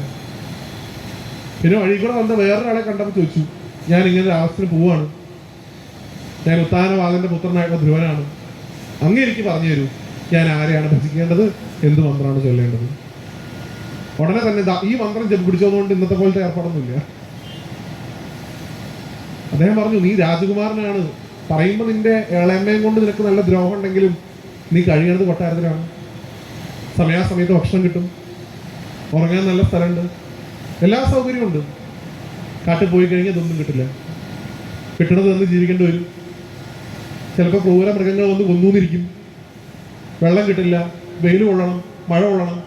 നിന്നൊക്കെ വല്ല ആവശ്യമുണ്ടോ? അച്ഛനെ വടിയിൽ ഇരിക്കണമെങ്കിൽ കുഴപ്പമില്ല, നീ എൻ്റെ വടിയിൽ ഇരുന്നു, ഒരു 5 മിനിറ്റ് പൊക്കും, തിരിച്ചു പൊക്കും. ആ കുട്ടിക്ക് അത്രയധികം നിശ്ചയദാർഢ്യം ഉണ്ടായിരുന്നു. അങ്ങേക്ക് പറ്റില്ലെങ്കിൽ പറഞ്ഞു തരണം, ഞാൻ വേറെ ആളെ നോക്കണമെന്ന് പറഞ്ഞു. അപ്പം പറഞ്ഞു കൊടുത്തു. അതാണ് ഒരു ഗുരുനാഥന്റെ ആദ്യത്തെ ഒരു ടെസ്റ്റ്. ഇവൻ എത്രത്തോളം ഇത് വേണമെന്നുണ്ട് എന്ന് പരിശോധിച്ചിട്ട് എന്ത് കൊടുക്കാൻ പാടുന്നതാണ്. അങ്ങനെ ധ്രുവന് അദ്ദേഹം ഉപദേശിക്കുന്നത് ആരാ കണ്ടാള്? ശ്രീനാരായണ മഹർഷി അല്ലേ? ഞാൻ ചോദിക്കാൻ പാടില്ല, കോഴിക്കോടാണ്. ഈ ഭാഗത്ത്, ഈ അഴിങ്ങലം ഭാഗത്ത്, രാമനാട്ടുകാരുടെ ഭാഗത്തൊക്കെ ഈ ഒരാളുടെ വീട്ടിൽ പോയിട്ട് അയാളുടെ നല്ല രീതിയിൽ നടക്കുന്ന കുടുംബത്തെ വഴക്കുണ്ടാക്കുക, സ്നേഹത്തോടെ താമസിക്കുന്ന കപ്പിൾസ് ഉള്ള സ്ഥലത്ത് പോയിട്ട് അവർക്കിടയിൽ ബുദ്ധിമുട്ടുണ്ടാക്കിയിട്ട് വരിക. ഒരു വീട്ടിൽ കല്യാണം ആലോചിക്കാൻ ഒരു ടീം പുറത്തുനിന്ന് വന്നിട്ട് അവരോട് ഇന്ന ആളുടെ വീട്ടിലേക്ക് പോകുമ്പോൾ ഈ വഴിയിൽ വെറുതെ എന്തിനാ അവിടെ പോയി സമയം കളയണേ. ഇങ്ങനെയുള്ള ഈ വക്രമായിട്ടുള്ള ബുദ്ധി പ്രയോഗിക്കുന്ന ആൾക്കാരൊക്കെ ഈ ഭാഗത്ത് എന്താ വിളിക്കാൻ? എന്നിട്ട് നമ്മളിങ്ങനെ വലിയ നാരായണ. ഏതൊരു നാരദ മഹർഷിയാണോ ശ്രീമദ് ഭാഗവതം ഉണ്ടാവാൻ കാരണമായിട്ടുള്ളത്, ഏതൊരു നാരദ മഹർഷിയാണോ അസുരവംശത്തിൽ പിറന്ന പ്രഹ്ലാദന് ഓം നമോ നാരായണായ എന്നുള്ള മന്ത്രം ഉപദേശിച്ച് ഇന്നും ഗുരുവായൂർ ക്യൂ നിൽക്കുമ്പോൾ 6 മണിക്കൂർ നിൽക്കുമ്പോൾ നമുക്ക് ജപിക്കാൻ ഒരു മന്ത്രം തന്ന ആ നാരദ മഹർഷി, ധ്രുവന് ഓം നമോ ഭഗവതേ വാസുദേവായ എന്ന മന്ത്രം ഉപദേശിച്ച് ഇന്നും നമുക്ക് ജപിക്കാൻ അവസരം തന്ന നാരദ മഹർഷി, രുക്മിണിക്ക് ഭഗവാനെ കുറിച്ചുള്ള കഥകൾ പറഞ്ഞു കൊടുത്ത് രുക്മിണിയെ ഭഗവാനെ ചേർത്ത് വെച്ച നാരദ മഹർഷി. ഇങ്ങനെ ഈ ലോകത്തിന്റെ മുഴുവൻ നന്മ മാത്രം പ്രതീക്ഷിച്ച് നടക്കുന്ന ഒരു മനുഷ്യനെ നമ്മൾ എന്ത് വിളിക്കുകയാണ്? ശനി. എന്നിട്ട് നമ്മൾ ഗുരുവായൂർ പോയിട്ട് ഗുരുവായൂരപ്പ ഞാൻ വന്നിട്ടുണ്ടായി, ഭഗവാൻ പുച്ഛത്തോടുകൂടി നോക്കും. ആരാണ് നമ്മുടെ ധർമ്മത്തെ അവഹേളിക്കുന്നത്? പുറത്തുനിന്നുള്ള ആൾക്കാരാണോ? നമ്മൾ തന്നെ. സത്യമായിട്ട് ഭാഗവതന്മാരെ പരിഹസിക്കുന്നത് ഭഗവാനെ പരിഹസിക്കുന്നതിന് തുല്യമാണ്, അല്ലെങ്കിൽ ഭഗവാനെ പരിഹസിക്കുന്നതിലേക്ക് മുകളിലാണ്.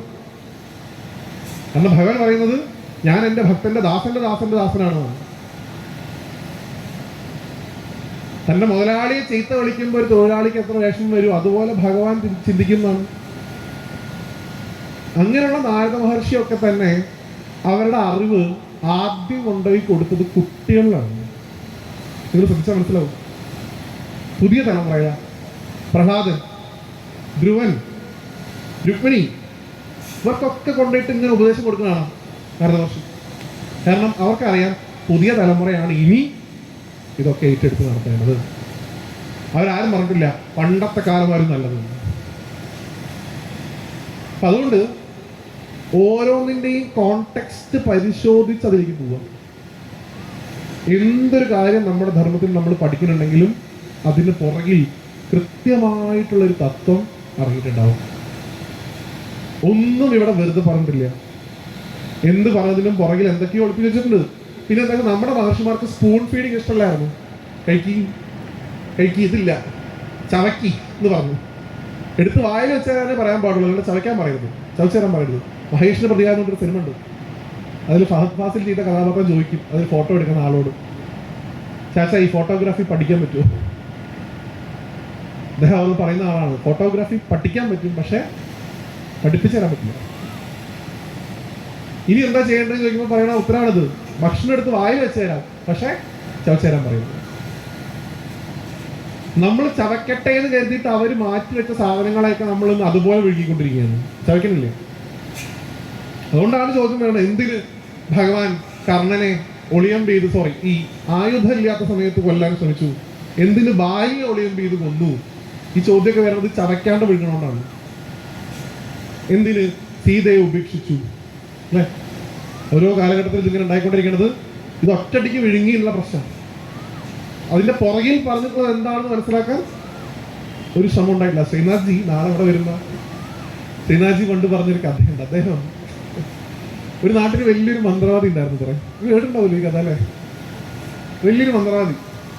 അപ്പൊ മന്ത്രവാദി ഈ വീട്ടിലിരുന്ന് ഇങ്ങനെ പ്രശ്നമൊക്കെ നോക്കുന്ന സമയത്ത് ആൾക്കാരൊക്കെ വന്നിട്ട് ഇന്ന പ്രശ്നമാണ് സ്വാമി, എന്താണ് പരിഹാരം എന്നൊക്കെ ചോദിക്കുമ്പോൾ അദ്ദേഹം ഈ വേണ്ട സാധനങ്ങളുടെ ലിസ്റ്റ് എഴുതി കൊടുക്കും. അപ്പൊ അവർ ഈ സാധനങ്ങളൊക്കെ വാങ്ങിയിട്ട് വീട്ടിൽ വരും. അവിടെ വെച്ചിട്ടാണ് പൂജ. അപ്പൊ എന്താന്ന് വെച്ച് കഴിഞ്ഞാല് ഇദ്ദേഹം പൂജ ചെയ്യുന്ന സമയത്ത് ഈ വീട്ടിലൊരു പൂച്ച ഉണ്ട്. ഈ പൂച്ച വന്ന് ഈ വിളക്കിന്റെ ഇടയിൽ കൂടെ ഓടുക, നേദ്യം വെച്ചിട്ടുള്ള വസ്തുക്കളുടെ ഇടയിൽ കൂടെ ഒക്കെ ഇങ്ങനെ ഓടുക. അപ്പൊ അദ്ദേഹത്തിന് ഒരു ബുദ്ധിമുട്ടായതുകൊണ്ട് അദ്ദേഹം ഒരു കൊട്ട എടുത്തിട്ട് ഈ പൂച്ചയെ എന്ത് ചെയ്തു? അടച്ചു വെച്ചു. ഈ കുട്ടി ഇരുന്നത് ഇങ്ങനെ നോക്കി കണ്ടുകൊണ്ടിരിക്കുന്നുണ്ട്, അച്ഛൻ എന്താണ് ചെയ്യണത്. അങ്ങനെ കുറെ മന്ത്രവാദങ്ങൾ കഴിഞ്ഞു. പൂച്ചയും മരിച്ചു, മന്ത്രവാദിയും മരിച്ചു, ഏർപ്പാടാക്കിയ ആൾക്കാരും മരിച്ചു. മകനായി പിന്നെ മന്ത്രവാദി. മകൻ മന്ത്രവാദിയായ സമയത്ത് ആൾക്കാർ ഇതേപോലെ പ്രശ്നങ്ങൾ വന്ന് പറയുന്നു. അദ്ദേഹം വളരെ ക്ഷമയോടുകൂടി കേൾക്കുന്നു, കൃത്യമായിട്ടുള്ള ഉത്തരങ്ങൾ പറഞ്ഞു കൊടുക്കണം, എന്ത് പൂജയാണ് ചെയ്യേണ്ടത് പറഞ്ഞു കൊടുക്കണം. പൂജയുടെ സാമഗ്രികളുടെ ലിസ്റ്റ് എഴുതുമ്പോൾ അദ്ദേഹം ലാസ്റ്റ് എഴുതിയത്രേ, ഒരു കുട്ടൻ ഒരു പൂച്ച. ഇതുകൂടെ ഉണ്ടെങ്കിൽ ഇത് പൂർണ്ണമാവുള്ളൂ എന്നാണ് ഇവിടെ അദ്ദേഹം കണ്ടുള്ള ഇതാണ്. എന്തിനാണ് അത് ചെയ്യുന്നതെന്നുള്ളത് ചിന്തിക്കാനുള്ള ബോധ്യം എനിക്ക് പ്രത്യക്ഷ അനുഭവമുണ്ട് ഗുരുവായൂരിൽ. ഞാൻ ഗുരുവായൂർ എടത്തിരിയത്താവ് നിൽക്കുന്ന സമയത്ത് ഇതാ താല്പര്യം ഈ ഒരു മണ്ഡലകാലത്താ ഒരു ഗുരുസ്വാമി പാവം അദ്ദേഹം ഈ ഭഗവതിയുടെ വാതിലിന്റെ ഇടയിൽ കൂടെ അങ്ങനെ പോണ സമയത്ത് ഒരു ഈച്ചയോ പാറ്റയോ എന്തോ വന്ന് അദ്ദേഹത്തിന് ഇവിടെ ഇരുന്നു. അപ്പൊ അദ്ദേഹം അതിനെ അടിച്ചപ്പോൾ അത് മരിച്ചൊന്നുമില്ല, അവിടെയുള്ള തൂക്കുവിളക്കിന്റെ എണ്ണയിൽ പോയി വീണു. അപ്പൊ അദ്ദേഹം ഇത് ഇവിടെ കിടക്കുന്നത് എനിക്കൊരു ബുദ്ധിമുട്ടാവണ്ടെങ്കിൽ ഇപ്പൊ ഞാൻ ഇങ്ങനെ ചെയ്ത് വെച്ചിട്ട് ഇത് ക്ലീൻ ചെയ്യുന്ന ആൾക്കാർക്ക് ബുദ്ധിമുട്ടുണ്ടാക്കിട്ട് ഒരു കൈ കൊണ്ട് ഈ എണ്ണ എടുത്തിട്ട് അദ്ദേഹം കളഞ്ഞിട്ട് അങ്ങനെ പോയി. അദ്ദേഹത്തിന്റെ പുറകിൽ വന്ന 12 സ്വാമിമാരും ഒന്നും നോക്കിയില്ല. ഓട്ടെ എണ്ണയൊക്കെ കുറെ ആളുകളുടെ പേര് ധരിപ്പിച്ച്, കാരണം ഇവിടെ ഉറക്കം വിളിക്കുക സ്വാമി. അതുകൊണ്ട് വിവരമുള്ള ആൾക്കാർ പണ്ടേ പറഞ്ഞു എന്ത്, മുൻപേ ഗമിക്കുന്ന ഗോവുതന്റെ പിൻപേ ഗമിക്കും ബഹുഗോക്കളെല്ലാം. ആ ഏർപ്പാടില്ലാത്ത ഒരു ധർമ്മത്തിലാണ് നമ്മളെല്ലാവരും ജനിച്ചിട്ടുള്ളത്. ഈ ഹിന്ദു ധർമ്മം, സനാതന ധർമ്മം. എൻ്റെ അച്ഛൻ അങ്ങനെ കാണിച്ചതുകൊണ്ട് ഞാനും അതില്ല, അവനവൻ പഠിച്ചുകൂടാ. ഉപദേശമായിട്ട് കിട്ടുന്നത് അങ്ങനെ സ്വീകരിക്കുക. അനുഭവിച്ച് പഠിക്കേണ്ടത് അനുഭവിച്ച് തന്നെ പഠിക്കണം. അനുഭവിച്ച് പഠിക്കാതെ ഒരിക്കലും അതിനെ നമുക്ക് കൃത്യമായിട്ട് മനസ്സിലേക്ക് ഉൾക്കൊള്ളാൻ സാധിക്കില്ല. അതിനുള്ള ശ്രമങ്ങളാണ് ഓരോ ക്ഷേത്രങ്ങൾക്കും ചുറ്റും ഉണ്ടാവേണ്ടത്. അല്ലാതെ കുറെ ആഘോഷങ്ങൾ മാത്രമല്ല. ഈവൻ ഞാനിപ്പോൾ കഴിഞ്ഞ ദിവസം ഇവിടെ പാലോറയും പറഞ്ഞു, എന്റർടൈൻമെന്റ് മാത്രമാക്കി മാറ്റുമ്പോൾ ഒരു മനുഷ്യന്റെ അറിയാനുള്ള അവകാശത്തെയാണ് നിങ്ങൾ ഇല്ലാണ്ടാക്കുന്നത്. ദൗർഭാഗ്യവശാൽ ഭാഗവതം പോയി ഒന്ന് എന്റർടൈൻമെന്റ് ആയി. ഇന്ന് സ്വാമി ഉദിച്ചൈതന്യജി ഏറ്റവും കൂടുതൽ ഞാൻ എന്തെങ്കിലുമൊക്കെ ഒന്ന് പറയുന്നുണ്ടെങ്കിൽ പണ്ട് കുഞ്ഞു കുട്ടിയായിരുന്ന സമയത്ത് രാവിലെ അച്ഛൻ ടി വിയിൽ വെക്കും ഭാഗവതാമൃതം ഏഷ്യനെറ്റിൽ. അത് കേട്ടിട്ടാണ് പ്രഭാഷണങ്ങൾ കേട്ട് തുടങ്ങുന്നത്. അദ്ദേഹത്തിന് കൂടെ ഇരുന്ന് പ്രഭാഷണം ചെയ്യാനുള്ള അവസ്ഥ കഴിഞ്ഞ ദിവസം തിരുവനന്തപുരത്ത് ഉണ്ടായി. അപ്പൊ അദ്ദേഹം പറയും, ജാസൻ എനിക്ക് പേടിയാണ് പല ഭാഗവത സപ്താഹ വേദികളിലും പോവാൻ. എന്തു പറ്റി സ്വാമി എന്ന് ചോദിക്കുമ്പോൾ പറയും, 3-ാം ദിവസം പണ്ട് നരസിംഹാവതാരം വായിക്കുമ്പോൾ കുറെ പന്തം കത്തിച്ച് വായനയൊക്കെ ഉണ്ട്. ഇന്ന് വേദിയിൽ ഒരു തൂണ് കൊണ്ട് വയ്ക്കും. വായിക്കുമ്പോൾ ഇതിന്റെ ഉള്ളിൽ നിന്ന് ഒറിജിനലായിട്ടൊന്ന് നരസിംഹമൊക്കെ വരും. നരസിംഹത്തിന്റെ വേഷം കിട്ടിയ ആള് ആ സ്വാമിയുടെ കൂടെയുള്ള ആൾക്കാരൊക്കെ പ്രായ ആൾക്കാർ, അവരുടെ നോക്കിയിട്ട് ഈ നരസിംഹം ഒന്നല്ലതും അതോടുകൂടി പകുതി പോയി. ഇനി എന്നാണോ ഈ സാധനം ശരിക്കും എൻ്റെ അടുത്തേക്ക് വരിക എന്ന് എനിക്ക് പേടിക്കുന്നു. കാരണം എന്റർടൈൻമെന്റ് മതി. ഭാഗവത നരസിംഹാവതാരം അവിടെ എന്തോ നടന്നോട്ടെ എന്നാണ്. നരസിംഹം വന്നില്ലെങ്കിൽ പ്രശ്നമാണ്. 4-ാം ദിവസമാണ് കൃഷ്ണാവതാരം വായിക്കുക. അപ്പൊ അന്ന് പാവ അവിടെ ഉള്ള ഏതെങ്കിലും ഒരു ചേട്ടനെ കണ്ടുപിടിച്ച് അദ്ദേഹത്തോട് പറയും, നിങ്ങളാണ് വസുദേവര്. ഒരു ഭാഗം വായിക്കുമ്പോൾ നിങ്ങൾ കൊട്ട തലയിൽ വെച്ചിട്ട് ഇങ്ങനെ വരണം അതിന്റെ നടുവ് കൂടെ. അപ്പൊ കൊട്ടയിൽ എന്തെങ്കിലും ഒരു ദിവസം അദ്ദേഹം സ്വാമി നോക്കിയപ്പോൾ കണ്ട് വെള്ളരിക്ക് എത്ര കൃഷ്ണമാല ഇട്ടിട്ട് നിന്നു. അത് എത്തിയിട്ടാണ് മൂപ്പര് വന്നിരുന്നത്. അങ്ങനെ കൃഷ്ണാവതാരം കഴിഞ്ഞു. 5-ാം ദിവസമാണ് രുക്മിണി സ്വയംവരം. അതിനാണ് ഇവിടെ വെയിറ്റ് ചെയ്യുന്നത്. ഇത് എന്നാ ആവാത്തേന്ന് കരുതി ഇരിക്കുകയായിരുന്നു. ഒന്ന് സമാധാനമായല്ലോ. എന്റെയൊക്കെ നാട്ടിൽ സപ്താഹം തുടങ്ങിയ കൃഷ്ണാവതാരത്തിനും കഴിയ കുചേലം പോണതിന്റെ കൂട്ടത്തിൽ സപ്താഹത്തിന് വന്ന ആൾക്കാരും പോകും. അന്നാണ് രുക്മിണി കൃഷ്ണനും കല്യാണം കഴിക്കുന്ന ദിവസം. അന്ന് തിരുവാതിര നിർബന്ധം. ഇപ്പൊ തിരുവാതിര എന്തായാലും ഇപ്പൊ ഉണ്ടാവും. അപ്പൊ അതിന്റെ കൂടെ പുതിയ തരത്തിലുള്ള കലാരൂപങ്ങൾ. പണ്ട് തിരുവാതിരയ്ക്ക് നമ്മൾ സാധാരണ ഈ വേസ്റ്റ് ഇങ്ങനെ ഇടുക പതിവ്. ഇന്നിപ്പോ ഈ വേസ്റ്റ് ഇങ്ങടെ കുത്തിയിട്ടൊരു സാധനമുണ്ട്. വീര്യ നടന്നെന്നോ എന്തോ അതിന്റെ പേരെന്നാണ് ഞാൻ കേട്ടിട്ടുള്ളത്. നല്ലൊരു വളരെ എനർജി വേണ്ട ഒരു കലാരൂപമാണ്. ഞാൻ ഒരു പ്രഭാഷണത്തിന് പോയപ്പോൾ ഒരു കുട്ടികൾ പാവം, എനിക്കത് ഇവിടെ ചെയ്യുന്ന ആൾക്കാർ ആരും ഉണ്ടെങ്കിൽ ഞാൻ ഒരിക്കലും ആ കലാരൂപത്തെ അവഹേളിക്കില്ല. നല്ല കലാരൂപമാണ്, നിങ്ങളത് ചെയ്യണം. പക്ഷെ എൻ്റെ ഒരു അഭ്യർത്ഥന എന്ന് പറയുന്നത്, നിങ്ങൾ ഈ മിക്സ് ചെയ്ത് പാട്ടുണ്ടാക്കുമ്പോൾ അതിന്റെ ഡ്യൂറേഷൻ നോക്കണം.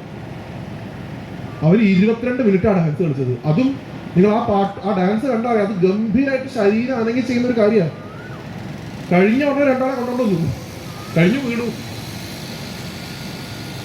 കാരണം 22 മിനിറ്റ് ഈ ശരീരം എങ്ങനെ അനങ്ങി കഴിഞ്ഞു കഴിഞ്ഞാൽ ഇപ്പൊ കൃഷ്ണൻ രുക്മിണി ഇതും കണ്ടുകൊണ്ടിരിക്കുകയാണ്. ഇപ്പോ ഇതാണ് പുതിയ തിരുവാതിര. ഞങ്ങളുടെ കാലത്ത് ഇതൊന്നും കാണാനുള്ളൊരു ഭാഗ്യം ഞങ്ങൾക്ക് ഉണ്ടായില്ല. ഇതിപ്പോ പുതിയതെന്തോ ആണ് തോന്നുന്നു. അപ്പൊ ഭഗവാൻ രുക്മിണിയോട് ചോദിക്കും, വിദർഭയിൽ അവിടെ ഒന്നുമില്ല, ദ്വാരകയിൽ അവിടെ ഇങ്ങനെയില്ല. ഇതിവിടെ ഈ ഭാഗത്ത് കോഴിക്കോട്, മലപ്പുറം, പാലക്കാട് ഭാഗത്തുള്ളൊരു സാധനം. അവിടെ ഉണ്ട്, തൃശ്ശൂര്, എനിക്കറിയാം, പെരിങ്ങനം, എല്ലായിടത്തും ഉണ്ട്. അങ്ങനെ 5-ാം ദിവസം സ്വയംവരവും കഴിഞ്ഞു. സാരി പൂജ എവിടെ ഉണ്ടത്? സാരി പൂജിക്കുക അതൊക്കെ വേണേ. അതൊന്നും ഇല്ല എന്ന് പറഞ്ഞിട്ട് ആചാര്യന്മാർ തെറിക്കണ കാലമാണ്. ആ സ്വാമി സാരി പൂജിച്ചില്ല, അദ്ദേഹം ഭാഗവതം വായിച്ചെന്നുള്ള അല്ല പ്രശ്നം. തെറിച്ചു. അടുത്ത വട്ടം 4 സാരി അധികം പൂജിക്കാൻ നമ്മൾ തെറിക്കും. ഇനി 6ാമത്തെ ദിവസമാണ് തലയിൽ പപ്പടം ഒട്ടിച്ചൊരു പാവച്ചേട്ടൻ വരും. അപ്പൊ ഇവിടുന്ന് ഒരു കൃഷ്ണൻ അങ്ങോട്ട് പോവും, അദ്ദേഹത്തെ പിടിച്ച് ഇവിടെ കൊണ്ടിരുത്തുന്നു, കാല് കഴിക്കുന്നു. ബാക്ക്ഗ്രൗണ്ടിൽ നിങ്ങൾ കേട്ട അജിതാഹരെ പ്ലേ ചെയ്യുന്നു.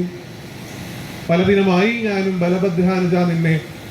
എനിക്കതിന് വലിയൊരു കോമഡി അല്ല, നിങ്ങൾ ചിന്തിക്കണം. അവിടെ വരുന്ന കുചേലൻ അല്ലെങ്കിൽ സുധാമാവ് എന്ന് പറയുന്നത് പ്രായമായൊരു മനുഷ്യൻ, കുനിഞ്ഞ നടക്കും, വടി കൊട, അത്രയധികം പ്രായമായിട്ട് ഭസ്മക്കുടി ധരിച്ച് ഈ തൊക്കൊക്കെ ചുക്കി തുളിഞ്ഞൊരു മനുഷ്യൻ ഇങ്ങനെ വരിക. അപ്പൊ ഇവിടുന്ന് ഒരു കൃഷ്ണൻ ഓടുക അങ്ങോട്ട് അദ്ദേഹത്തെ പിടിച്ചോണ്ടിരാൻ. ആ കൃഷ്ണനാണെങ്കിലോ ഒരു 30 വയസ്സിന്റെ അപ്പുറത്തേക്ക് പ്രായമില്ല. ഇവർ രണ്ടുപേരും ഒരുമിച്ച് പഠിച്ചതാണ്, ഒരു സ്കൂളിൽ ഒരേ ക്ലാസ്സിൽ പഠിച്ച ആൾക്കാരാണ്. കൃഷ്ണൻ എപ്പോഴും 30 വയസ്സ്, കുചേലൻ 99 കഴിഞ്ഞിട്ടുണ്ട്. ആരൊക്കെയോ പഠിപ്പിച്ചത് നമ്മൾ ഇന്നും ഇങ്ങനെ അതന്നെ മതി എന്ന് പറഞ്ഞ് എന്തിനാണ് ഈ വാശി പിടിക്കുന്നത്? അറിയാൻ ശ്രമിക്കേണ്ട എവിടെന്നാ? അവനവന്റെ വീട്ടിൽ നിന്നാണ്. വീട്ടിൽ നിന്ന് വേണം തുടങ്ങാൻ ആധ്യാത്മികമായിട്ടുള്ള മാറ്റം. വീട്ടിൽ അതിനുള്ള സാഹചര്യം ഇന്ന് പലയിടത്തും ഇല്ല എന്നുള്ളത് വസ്തുതയാണ്, സത്യമാണ്, കുറ്റം പറയാൻ പറ്റില്ല. പണ്ടത്തെ കാലത്തെ കുടുംബമല്ല, ഇന്ന് ന്യൂക്ലിയർ ഫാമിലിയാണ്. അച്ഛന് ജോലിയുണ്ട്, അമ്മയ്ക്ക് ജോലിയുണ്ട്, കുട്ടികൾക്ക് സ്കൂളും ഉണ്ട്. അവിടെ ഇതിന് പരിമിതിയുണ്ട്. ആ പരിമിതി മറികടക്കാനാണ് പ്രിയപ്പെട്ടവരെ അവനവന്റെ നാട്ടിലെ അമ്പലം, ദേശക്ഷേത്രം എന്ന് പറയും. വീട്ടിലുള്ള ആധ്യാത്മികമായിട്ടുള്ള പരിമിതി മറികടന്ന് പഠിക്കാനും പഠിപ്പിക്കാനും വരുന്നൊരു തലമുറയെ ഈ ധർമ്മത്തിലേക്ക് കൊണ്ടുവരാനുമാണ് ഓരോ നാട്ടിലെയും അമ്പലങ്ങൾ ആത്യന്തികമായിട്ട് സ്ഥാപിക്കപ്പെട്ടിട്ടുള്ളത്. നമ്മളൊക്കെ പോയാലും ഈ അയങ്ങലത്തപ്പൻ ഇവിടെ തന്നെ ഉണ്ടാവും, അല്ലേ? അക്കാലത്ത് ഇവിടെ താമസിക്കുന്ന തലമുറയ്ക്ക് അറിയണം ഇവിടെ എന്ത് വിഷ്ണുവാണ്, ഇവിടെ എന്ത് ഭാവമാണ്, എന്താണ് ഇവിടുത്തെ മൂലമന്ത്രം, എങ്ങനെയാണ് ഇവിടെ ഉത്സവം നടത്തേണ്ടത്, ഇതൊക്കെ അവർക്ക് അറിയണം. അവരെ അത് പഠിപ്പിച്ചു കൊടുക്കാനുള്ള കേന്ദ്രമാണ് ക്ഷേത്രം എന്നാണ് ഞാൻ പറഞ്ഞത്. അതും കൂടെ ആവുമ്പോഴേ ക്ഷേത്രം ആവുന്നുള്ളൂ. 5 ലക്ഷണമൊക്കെ പറയാറുണ്ടല്ലോ. ആചാര്യന്റെ തപസ്, ഉത്സവാദി ക്രിയകള്, അന്നദാനം, നാമജപം ഒക്കെ പറയാറുണ്ട്. ചിട്ട ഇതൊക്കെ ഉണ്ടെങ്കിലാണ് ഒരു ക്ഷേത്രമാവുള്ളൂ. അതിൽ ഏറ്റവും പ്രധാനപ്പെട്ട ഒന്നാണ് ഈ പറഞ്ഞ സത്സംഗങ്ങൾ. സത്സംഗങ്ങൾ എന്ന് പറഞ്ഞ കഥ പറഞ്ഞ എല്ലാവരും ഗുരുവായൂരപ്പന്റെ കഥ കേൾക്കാൻ എന്തൊരു രസമാണ്. അത് കുറച്ച് സമയത്തേക്കേ ഉള്ളൂ, മനസ്സിലാക്കും നിങ്ങൾ. ഭഗവാന്റെ കഥ പോലും ഒരു തരത്തിൽ മായ. ആ മായ പിന്നെ നല്ലൊരു മായ കൊണ്ട് കേൾക്കുക, നിർത്തിയില്ല.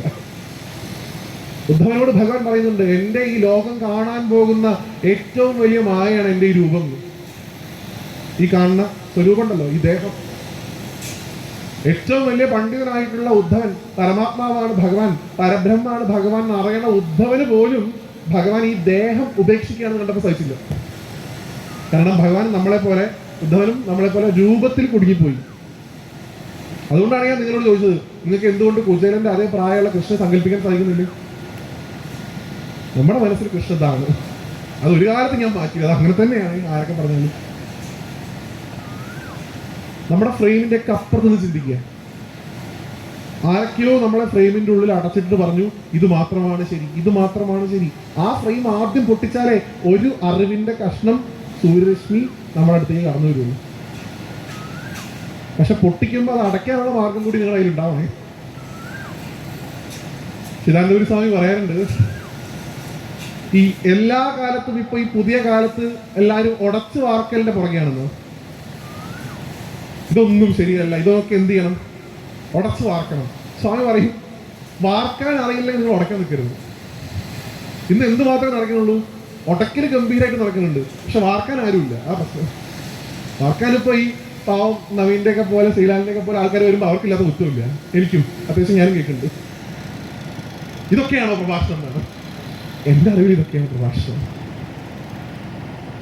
കാരണം ഒരു പ്രഭാഷണത്തിലൂടെ ആത്യന്തികമായിട്ട് ഉണ്ടാവേണ്ടത് അറിവിന്റെ ഒരു എക്സ്ചേഞ്ച് ആണെങ്കിൽ പോലും അതിലൂടെ ഉണ്ടാവേണ്ടത് മാറ്റാണ്. ഒരാളെങ്കിലും മാറി ചിന്തിക്കണം എന്നാണ്. അതെങ്ങനെയുള്ള മാറ്റം? നല്ലതിലേക്കുള്ള മാറ്റം. ആ മാറ്റം ഉണ്ടാവുമ്പോഴേ പ്രഭാഷണം വിജയിക്കുന്നു. അല്ലാണ്ട് 200 ആള് 300 ആള് ഞാൻ അമ്പലപ്പുഴ പോയ സമയത്ത് 12,000 ആൾക്കാരുണ്ടായിരുന്നു. വളരെ സന്തോഷമായി. പക്ഷെ അവർക്ക് എത്ര പേര് മാറുന്നുണ്ട് എന്നുള്ളതാണ് പരിഗണന വിഷയം. കുറച്ചേരം ഇങ്ങനെ കഥ കേൾക്കാമെന്ന് കരുതി വന്നിരിക്കുന്നത് ആത്യന്തികമായിട്ട് നമുക്കൊന്നും തരില്ല. അതിൽ കുറച്ചേരത്തെ അനുഭൂതി രസമാണ് ഭഗവാന്റെ കഥ. ബാക്കിയുള്ള വിഷയങ്ങൾ കേൾക്കുന്നതിനേക്കാൾ നല്ലതുമാണ്, തർക്കമില്ല. പക്ഷെ അതിന് മാത്രം നിൽക്കരുത്. ഭഗവാൻ പോലും പറയുന്നുണ്ട്, നിങ്ങൾ എൻ്റെ ഈ രൂപത്തെ വിടൂ. ഗുരുവായിരിക്കുന്ന എൻ്റെ ഈ വിഗ്രഹം എന്ന് പറയുന്ന ഒരു രൂപമാണ്, അതിൻ്റെ അപ്പുറത്തേക്ക് സഞ്ചരിക്കും. ഞാൻ പലപ്പോഴും സ്വാമി ഉദിച്ചേരിയാനിതൊക്കെ സപ്താഹം ഉണ്ടാകുന്ന സമയത്ത് ഞാൻ എത്രയോ തവണ അദ്ദേഹത്തിന്റെ കൂടെ ഇരുന്ന് സപ്താഹം, ഞാൻ ഇന്നേ വരെ കണ്ടില്ല അദ്ദേഹം ശ്രീകോവിലകത്ത് തോന്നുന്നു. കാരണം അങ്ങനെയുള്ള മനുഷ്യന്മാർക്കൊന്നും അതിൻ്റെ ഉള്ളിലിരിക്കുന്നത് മാത്രമല്ല ഭഗവാൻ എന്നുള്ള ബോധ്യമുണ്ട്. നമുക്കും ആ ബോധ്യം ഉണ്ടാവണം. ഇവിടെ ഇരിക്കുന്ന ഭഗവാൻ എൻ്റെ ഉള്ളിലും ആത്യന്തികമായിട്ടുണ്ട്. ഞാൻ ധ്രുവന്റെ കഥ പറഞ്ഞത് പോലും, ധ്രുവൻ ഈ ഓം നമോ ഭഗവതേ വാസുദേവായ എന്നുള്ള മന്ത്രം ജപിച്ച് ഭഗവാൻ പ്രത്യക്ഷപ്പെട്ട് ധ്രുവ എന്ന് വിളിക്കുമ്പോൾ ഈ ധ്രുവൻ കണ്ണ് തുറന്ന് നോക്കുമ്പോൾ പുറത്തൊന്നും കാണില്ല. എന്തോ തോന്നിയതാവെന്ന് വെച്ചിട്ട് കണ്ണടച്ചപ്പോൾ അകത്ത് കണ്ടു എന്നാണ് ഭാഗവതം പറയുന്നത്. കണ്ണടച്ച് നോക്കി, അപ്പൊ അകത്ത് 4 കൈയൊക്കെ ആയിട്ട് ആൾ നിൽക്കുന്നു. എന്നിട്ട് തുറന്നു, അപ്പൊ പുറത്ത് ഈ അകത്ത് കണ്ട ആള് തന്നെ അവിടെ നിൽക്കുന്നു. അപ്പോഴാണ് ഭഗവാനെ സ്തുതിച്ചത് പുരുഷോത്തമം. അപ്പൊ നോക്കൂ, അപ്പൊ അകത്താണ് ഭഗവാൻ എന്ന് പറയാൻ പഠിക്കണം നമ്മള്. ശബ്ജിക്ക് പറയും, ഗുരുവായൂരപ്പൻ എന്ന് വിളിക്കപ്പെടുന്ന മൂർത്തി എങ്ങനെയാ ഗുരുവായൂരപ്പനാവണേ? ഗുരുവായിരിക്കുന്ന വായു ഇരിക്കുന്ന പുരം. ഗുരു എന്ന് പറഞ്ഞാൽ പ്രധാനപ്പെട്ട എന്നൂടെ അർത്ഥമുണ്ട്. പ്രധാനപ്പെട്ട വായു എന്ന് വെച്ചാൽ പ്രാണവായു. ആ പ്രാണവായു ഇരിക്കുന്ന പുരം, അതാണ് ഈ ശരീരം. ഈ ശരീരത്തിനകത്ത് അപ്പനായിരിക്കുന്നവൻ, അവനാണ് ഗുരുവായൂരപ്പൻ എന്നാണ്. നമ്മുടെ തൃശ്ശൂർ ജില്ലയിൽ ചാവക്കാടിന് അടുത്തുള്ളൊരു താലൂക്ക് അല്ല, ഇതിന്റെ അപ്പുറത്തേക്ക് ചിന്തിക്കാൻ പഠിക്കും. കാണുന്നതിലൊക്കെ ഭഗവാനെ കാണാനാണ് പഠിപ്പിച്ചിട്ടുള്ളത് നമ്മുടെ ധർമ്മം. അല്ലാതെ ഒരു വിഗ്രഹത്തിൽ മാത്രമല്ല ഭഗവാൻ ഇരിക്കുന്നത് എന്നുള്ള ബോധ്യം ഉണ്ടാവുക. അതിനാണ് ഉത്സവം ആത്യന്തികമായിട്ട്. അപ്പൊ നിങ്ങൾ ഇവിടുന്ന് ഇങ്ങനെ നോക്കുമ്പോൾ ഒരു കൊടിമരം അങ്ങനെ കാണാം അല്ലേ? ഭഗവാൻ തൻ്റെ ധ്വജമായിട്ട് എപ്പോഴും ഉപയോഗിച്ചിട്ടുണ്ടായിരുന്നത് ഗരുഡനെയായിരുന്നു. ആ ഗരുഡനെ കാണാം അതിൻ്റെ മുകളിൽ. അതിൻ്റെ മുകളിൽ ഒരു കൊടിക്കൂറ ഇങ്ങനെ വാരി കളിക്കുന്ന കാണാം. ഇപ്പൊ ഒരു കൊടി ഇങ്ങനെ ഉയർത്തുന്ന സമയത്ത് നമ്മൾ എന്ത് പരിപാടിക്കുന്നു പതാക ഉയർത്തുക എന്നുള്ള ഒരു ചിന്തയായിട്ടുണ്ട്. പക്ഷെ അത് എന്തിനാണ് ഉയർത്തുന്നത് എന്ന് അറിഞ്ഞിട്ട് ഉയർത്തുന്നത്. ഈ ഉത്സവം എന്ന് പറയുന്നതിന്റെ അർത്ഥം തന്നെ എന്താണ് ശരിക്കും? മുകളിലേക്കുള്ള സഞ്ചാരം അല്ലെങ്കിൽ ഉയർച്ചയിലേക്കുള്ള നീങ്ങൽ എന്നൊക്കെയാണ് അതിന്റെ അർത്ഥം. ഉത്സവം, ഒരു കാലിയായിട്ടുള്ള കുടത്തിലേക്ക് വെള്ളം ഒഴിച്ചുകൊണ്ടേ ഇരുന്ന് കഴിഞ്ഞാൽ ആ വെള്ളം ഇങ്ങനെ ഉയർന്ന് പുറത്തേക്ക് തള്ളുന്നത് പോലെ ഈ സമയത്ത് ചൈതന്യം പുറത്തേക്ക് പ്രവഹിക്കുന്നു എന്നാണ് അർത്ഥം. അതിൻ്റെ ഒരു ഭാഗമായിട്ടാണ് ഈ കൊടി മുകളിലേക്ക് കയറ്റുന്നത്. ആ കൊടിക്കൂറ എന്ന് വിളിക്കപ്പെടുന്നതിനും കൊടിമരം എന്നുള്ളതിനൊക്കെ കൃത്യമായിട്ടുള്ള അർത്ഥമുണ്ട്. ദന്തസമുച്ചയം മാത്രമല്ല, ദന്തസമുച്ചയം ഉണ്ടായിട്ടുള്ള നാടാണ് കേട്ടോ. എൻ്റെ അറിവ് ചെയ്യുകയാണെങ്കിൽ തളി ക്ഷേത്രത്തിൽ ഇരുന്നുകൊണ്ടാണ് ചേന്നാസ് രവിനാരായണൻ നമ്പൂതിരിപ്പാട് ആദ്യമായിട്ട് സാമൂഹിക വേണ്ടിയിട്ട് ദന്തസമുച്ചയം എഴുതുന്നത്. കേരളം മുഴുവൻ ഇന്ന് ഫോളോ ചെയ്യുന്ന തന്ത്രഗ്രന്ഥം കോഴിക്കോട് ഉണ്ടായതാണ്. അതോടുകൂടി കേരളത്തിലെ പല ആരാധനാ സംവിധാനങ്ങളും മാറ്റം വന്നു. എനിക്ക് നമുക്ക് പോകണ്ട. എന്തായാലും ഒരു അമ്പലത്തിനെ സംബന്ധിച്ചിടത്തോളം മിനിമം കാര്യങ്ങളെങ്കിലും മനസ്സിലാക്കിയില്ല. ഏറ്റവും മിനിമം. അമ്പലത്തിലിരിക്കുന്നത് പ്രതിമയല്ല, ബൊമ്മയൊന്നുമല്ല അമ്പലത്തിനകത്തിരിക്കുന്നത്. അമ്പലത്തിലിരിക്കുന്നത് വിഗ്രഹം എന്നാണ് അതിനെ വിളിക്കുക. അതിന്റെ അർത്ഥം എന്താണ്? വിശേഷേണ ഗ്രഹിക്കേണ്ടത്, അതാണ് വിഗ്രഹം എന്ന് വെച്ചാൽ. അത് കാണുമ്പോൾ ചിലതൊക്കെ എന്ത് ചെയ്യണം? ഗ്രഹിക്കണം. അതിനാണ് അത് കാണിച്ചു തരുന്നത്. 4 കൈയുള്ള വിഷ്ണുവിനെ കാണുമ്പോൾ ഗ്രഹിക്കണം. ലിംഗാകൃതിയിലുള്ള ശിവലിംഗം കാണുമ്പോൾ മനസ്സിലാക്കണം. വേലും പിടിച്ചു നിൽക്കുന്ന സുബ്രഹ്മണ്യനെ കാണുമ്പോഴും മനസ്സിലാക്കണം. വിശേഷേണ ഗ്രഹിക്കേണ്ടത്, അതാണ് വിഗ്രഹം. അപ്പൊ നേരത്തെ ഞാൻ നിങ്ങളുടെ ഇതൊരു ക്വിസ് കോമ്പറ്റീഷൻ ഒന്നുമല്ല, നമ്മൾ തമ്മിൽ വളരെ അടുപ്പുള്ള ആൾക്കാരായതുകൊണ്ട് ഇങ്ങനെ സംസാരിച്ചിരിക്കുന്നു. നോക്കൂ, നേരത്തെ പറഞ്ഞ ആ കുട്ടിയുടെ ചോദ്യം ഉണ്ടല്ലോ, തൂണിലും തുരുമ്പിലും ഭഗവാനില്ലേ അമ്മേ, പിന്നെ എന്തിനാ അമ്പലത്തിൽ വരണം? നിങ്ങളുടെ കുട്ടി നിങ്ങൾ ചോദിച്ചാൽ എന്ത് പറയും? എന്താ പറയാ? അമ്പലത്തിലിരിക്കുന്ന വലിയ ദൈവം, തൂണിലിരിക്കുന്ന ചെറുത്, അങ്ങനെ പറയൂ. അപ്പൊ ചോദിക്കും, ഈ ദൈവത്തിന് അസെൻഡിങ് ഓർഡറും ഡിസെൻഡിങ് ഓർഡർ കണ്ടോ? വലുത് ചെറുത്, അങ്ങോട്ട് മുകളിലേക്ക് താഴേക്ക്. എന്തിനാണ് ഇത്? എന്താ അതിന്റെ പുറകിലുള്ള വസ്തുത? തൂണിലും തുരുമ്പിലും പ്രപഞ്ചത്തിന് മുഴുവൻ ഭഗവാൻ ഉണ്ടല്ലോ, എന്തുകൊണ്ട് നമ്മൾ അമ്പലത്തിൽ ഒന്ന് ഭഗവാനെ കാണുന്നു? പറയും. എനിക്ക് ഇത്തിരി റെസ്റ്റ് കിട്ടട്ടെ അല്ലേ? ഈ താമ്പയൊക്കെ ചെല്ലുമ്പോൾ അവസാന സമയത്ത് ഇത്തിരി ഉരുട്ടും. നോക്കൂ, ഈ ഭൂമിയിൽ 70% ജലമാണുള്ളത് അല്ലേ? പക്ഷെ നമുക്ക് വെള്ളം കുടിക്കണമെങ്കിൽ നമ്മൾ നമ്മുടെ പറമ്പിൽ നമ്മൾ കുഴി കുത്തി കിണറുണ്ടാക്കി അതിൽ ബക്കറ്റും കപ്പിയൊക്കെ ഇട്ട് കോരി കുടിക്കണം അല്ലേ? നമ്മൾ പറയാൻ പറ്റുമോ പ്രപഞ്ചത്തിൽ മുഴുവൻ വെള്ളം ഉണ്ടല്ലോ, എൻ്റെ ദാഹം മാറുന്നുണ്ടോ? ഇല്ല. കറണ്ട് ഇപ്പം അത് കൂടെ ഒക്കെ പോകുന്നുണ്ട്, നമ്മൾ അതിൽ പിരിച്ചിങ്ങോട്ട് എടുക്കണം, എന്നാലാണ് കേൾക്കുന്നുള്ളൂ. ഇപ്പൊ ഞാൻ ഇവിടെ ഇങ്ങനെ ഇരുന്ന് സംസാരിക്കുന്ന സമയത്ത് എനിക്ക് കാണുന്നില്ല ഇവിടെ ആരുടെയൊക്കെയോ വാട്സാപ്പ് മെസ്സേജുകളും ഇൻസ്റ്റാഗ്രാം മെസ്സേജൊക്കെ കൂടെ പോകുന്നുണ്ട്, നമ്മൾ കാണുന്നുണ്ടോ? പക്ഷെ ഡിവൈസ് ചെയ്ത് അതിനെ ഡീകോഡ് ചെയ്യുമ്പോൾ കാണാൻ പറ്റും. ഇവിടെ മൊത്തം വായു ഉണ്ട്, പ്രപഞ്ചത്തിൽ മുഴുവൻ ഓക്സിജൻ ഉണ്ട്. മുഴുവൻ ഓക്സിജൻ ഉണ്ടല്ലോ എന്ന് പറഞ്ഞിട്ട് നിങ്ങൾ മൂക്കടച്ചു കഴിഞ്ഞാൽ അധികം നേരം പിടിക്കരുതേ, ആള് പോകും. പക്ഷെ നമ്മൾ മൂക്കൊണ്ട് വലിച്ചു കയറ്റണം അല്ലേ? എന്തിനും ഒരു ഉപാധി എന്ന് പറഞ്ഞ സാധനം വേണം. പ്രപഞ്ചത്തിൽ മുഴുവൻ നിലനിൽക്കുന്ന ചൈതന്യത്തെ ഒരു ഉപാധിയിലേക്ക് സ്വാംശീകരിക്കുന്നതാണ് വിഗ്രഹം. അതിനാണ് ക്ഷേത്രം. നമുക്ക് പ്രപഞ്ചത്തിൽ ഇരിക്കുന്ന മുഴുവൻ ചൈതന്യത്തിന് രൂപമില്ല, ഗുണമില്ല, മണമില്ല, പേരില്ല, നാമില്ല, ഒന്നുമില്ല. അതാണ് നിർവികാര പരബ്രഹ്മം എന്നൊക്കെ വിളിക്കുന്നത് പള്ളി. അതിനൊന്നുമില്ല. അതിന് നിങ്ങൾ ആരാധിച്ചാലും കുഴപ്പമില്ല, ആരാധിച്ചാലും കുഴപ്പമില്ല, അതെല്ലാ കാലത്തും ഇവിടെ ഉണ്ടാവും. സനാതനമാണത്.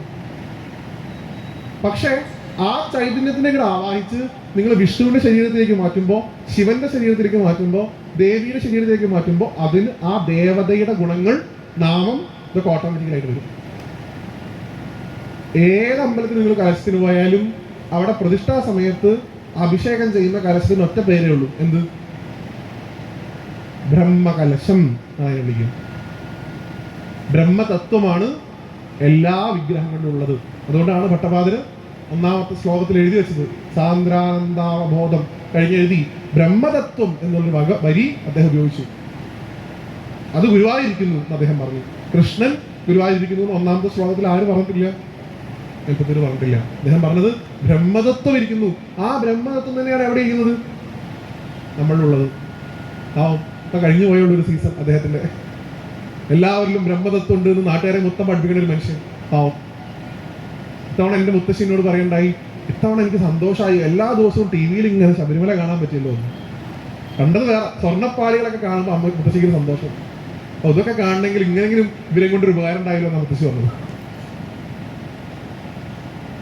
ശ്രീകോവിൽ മാത്രം ഇങ്ങനെ കാണിക്കുകയാണ്. പണ്ടൊക്കെ ഈ 18-ാം പത്ര ഭാഗത്തേക്ക് കാണിക്കാന്നല്ലാണ്ട് ഇതിപ്പോ ദ്വാരപാലകരെ കാണിക്കണമെങ്കിൽ ശ്രീകോവിൽ കാണിക്കേണ്ട വേറെ നിർത്തിയില്ല. ഇനി എന്ന് പോകും കരുതി നിൽക്കുന്ന ആൾക്കാർക്ക് ഇപ്രാവശ്യം ഈ സീസണിൽ ഗംഭീരമായിട്ട് ശബരിമല കാണാൻ പറ്റില്ല. ഇപ്പൊ എല്ലാവരിലും ഉള്ളത് ആ ബ്രഹ്മതത്വമാണ് എന്ന് പഠിക്കാനാണ് ക്ഷേത്രം. അത് നമുക്ക് ബോധ്യപ്പെടുത്തി തരുന്ന ഉപാധിയാണ് വിഗ്രഹം. ആ വിഗ്രഹത്തിന് അതിൻ്റെതായിട്ടുള്ള പാർശ്വതാദി ചൈതന്യങ്ങളൊക്കെ അതിന് ചുറ്റും വെക്കും. ഇപ്പൊ കഴിഞ്ഞ ദിവസം ഇപ്പൊ നിങ്ങളുടെ അമ്പലത്തിലുണ്ടാവില്ല, പടിഞ്ഞാറ് ഭാഗത്തായിട്ട് ഒരു വടക്ക് ഭാഗത്തായിട്ട് ഒരു 9 കല്ലുകൾ. എന്താ അത്? നവഗ്രഹങ്ങളാണെന്നൊക്കെ പറഞ്ഞ ആൾക്കാരുണ്ടല്ലോ. അതിങ്ങനെ ഇഡ്ഡലിക്ക് വെച്ച പോലെ ഒരു സാധനം ഇങ്ങനെ വെച്ചിട്ടുണ്ടാവും എല്ലാ അമ്പലത്തിലും. അതിങ്ങനെ പോവുക തൊഴുക. കുട്ടികളാണെങ്കിൽ ഇന്നത്തെ കുട്ടികൾ വളരെയധികം ഒബ്സർവ് ചെയ്യുന്ന ഓരോന്നും ചോദിക്കും, ഇതെന്താ അമ്മേ, ഇതെന്താ അമ്മേ, ഇതെന്താ അമ്മേ. മിണ്ടാതെ നടക്കുക എന്ന് പറയുന്നതോടുകൂടി തീർന്നു. പിന്നെ ആ കുട്ടി ചോദ്യം ചോദിക്കാതിരിക്കുന്ന എന്താണെന്ന് അറിയാം, അതിന്റെ വലിയ മനസ്സാണ്. കാരണം ഇവർക്കൊന്നും അറിയില്ല. ഈ മിണ്ടാതിരിക്കുന്നത് അറഗൻസ് വരുന്നത് അറിവില്ലായ്മയിൽ നിന്നാണ്. അറിവില്ലായ്മയാണ് ദേഷ്യമായിട്ട് പുറത്തേക്ക് ബഹിർഗമിക്കുന്നത്. നേരത്തെ ഒരു വേദം വായിച്ചപ്പോൾ തെറ്റിയ മനുഷ്യൻ കൊടുത്തല്ലോ, കടക്കട്ട എട്ടണം എന്നുള്ളത്. അതാ അതിന്റെ വേറൊരു വേർഷനാ മിണ്ടാതിരിക്കും. ചെറിയ കുട്ടിയാണെങ്കിൽ അതിന്റെ മനസ്സ് വലുത്, അതിന് ബ്രഹ്മബോധം ഉണ്ട്. കാരണം അത് ഇതിനെക്കുറിച്ച് ഒന്നും ഈ പ്രപഞ്ചത്തിന്റെ ഒരു മോശം കാര്യങ്ങളെ കുറിച്ച് അത് മനസ്സിലാക്കിയിട്ടില്ല. അത് അറിയാൻ ശ്രമിച്ചുകൊണ്ടിരിക്കുക. അപ്പൊ എല്ലാം ചോദിക്കും, എന്താ എന്താ എന്താ എന്താ ഇത് കല്ലാണ് ഒന്നും പറഞ്ഞു കൊടുക്കാതിരിക്കുക. സപ്തമാതൃക്കം എന്താണ്, ഒരു കൊടിമരം എന്താണ്, ഒരു ദീപസ്തംഭം എന്താണ് എന്നൊക്കെയുള്ള മിനിമം കാര്യങ്ങൾ പഠിച്ചു വെച്ചാൽ മതി. ഞാൻ നിങ്ങളോട് പറയുന്നില്ല ഇവിടെ ഈ നേദ്യത്തിന് ഉപയോഗിക്കുന്ന മന്ത്രം എന്താണെന്ന് അറിയണം, അല്ലെങ്കിൽ പീഠപൂജയ്ക്ക് ഉപയോഗിക്കുന്ന മന്ത്രം എന്താണെന്ന് അറിയണം, ആവാഹനത്തിനുള്ള ഒന്നും വേണ്ട. കോമൺ ആയിട്ട് അവനവന്റെ നാട്ടിലെ അമ്പലത്തിൽ നടക്കുന്ന പ്രധാനപ്പെട്ട കാര്യങ്ങൾ എന്തൊക്കെയാണ് എന്ന് മനസ്സിലാക്കിയാൽ മതി. കൂടുതലൊന്നും വേണ്ട. ഇന്നിപ്പോൾ എല്ലാവർക്കും ഗുരുവായൂർ 3 മണിക്ക് നട തുറക്കുന്നുണ്ടോ എന്ന് അറിയാൻ താല്പര്യം. ഗുരുവായൂരത്തെ ചടങ്ങുകളൊക്കെ ഗംഭീരം ബൈഹാർട്ടാണ്. സ്വന്തം നാട്ടിലെ അമ്പലത്തിൽ എന്താ നടക്കുന്നത് ആർക്കും അറിയില്ല. അവനവന്റെ ദേശക്ഷേത്രത്തിന് പ്രാധാന്യം കൊടുക്കാതെ ഏതെങ്കിലും മഹാക്ഷേത്രത്തിലേക്ക് ഓടിപ്പോയി കഴിഞ്ഞാൽ ഒരു ഗുരുവായൂരപ്പനും ഉണ്ടാവില്ല കേട്ടോ.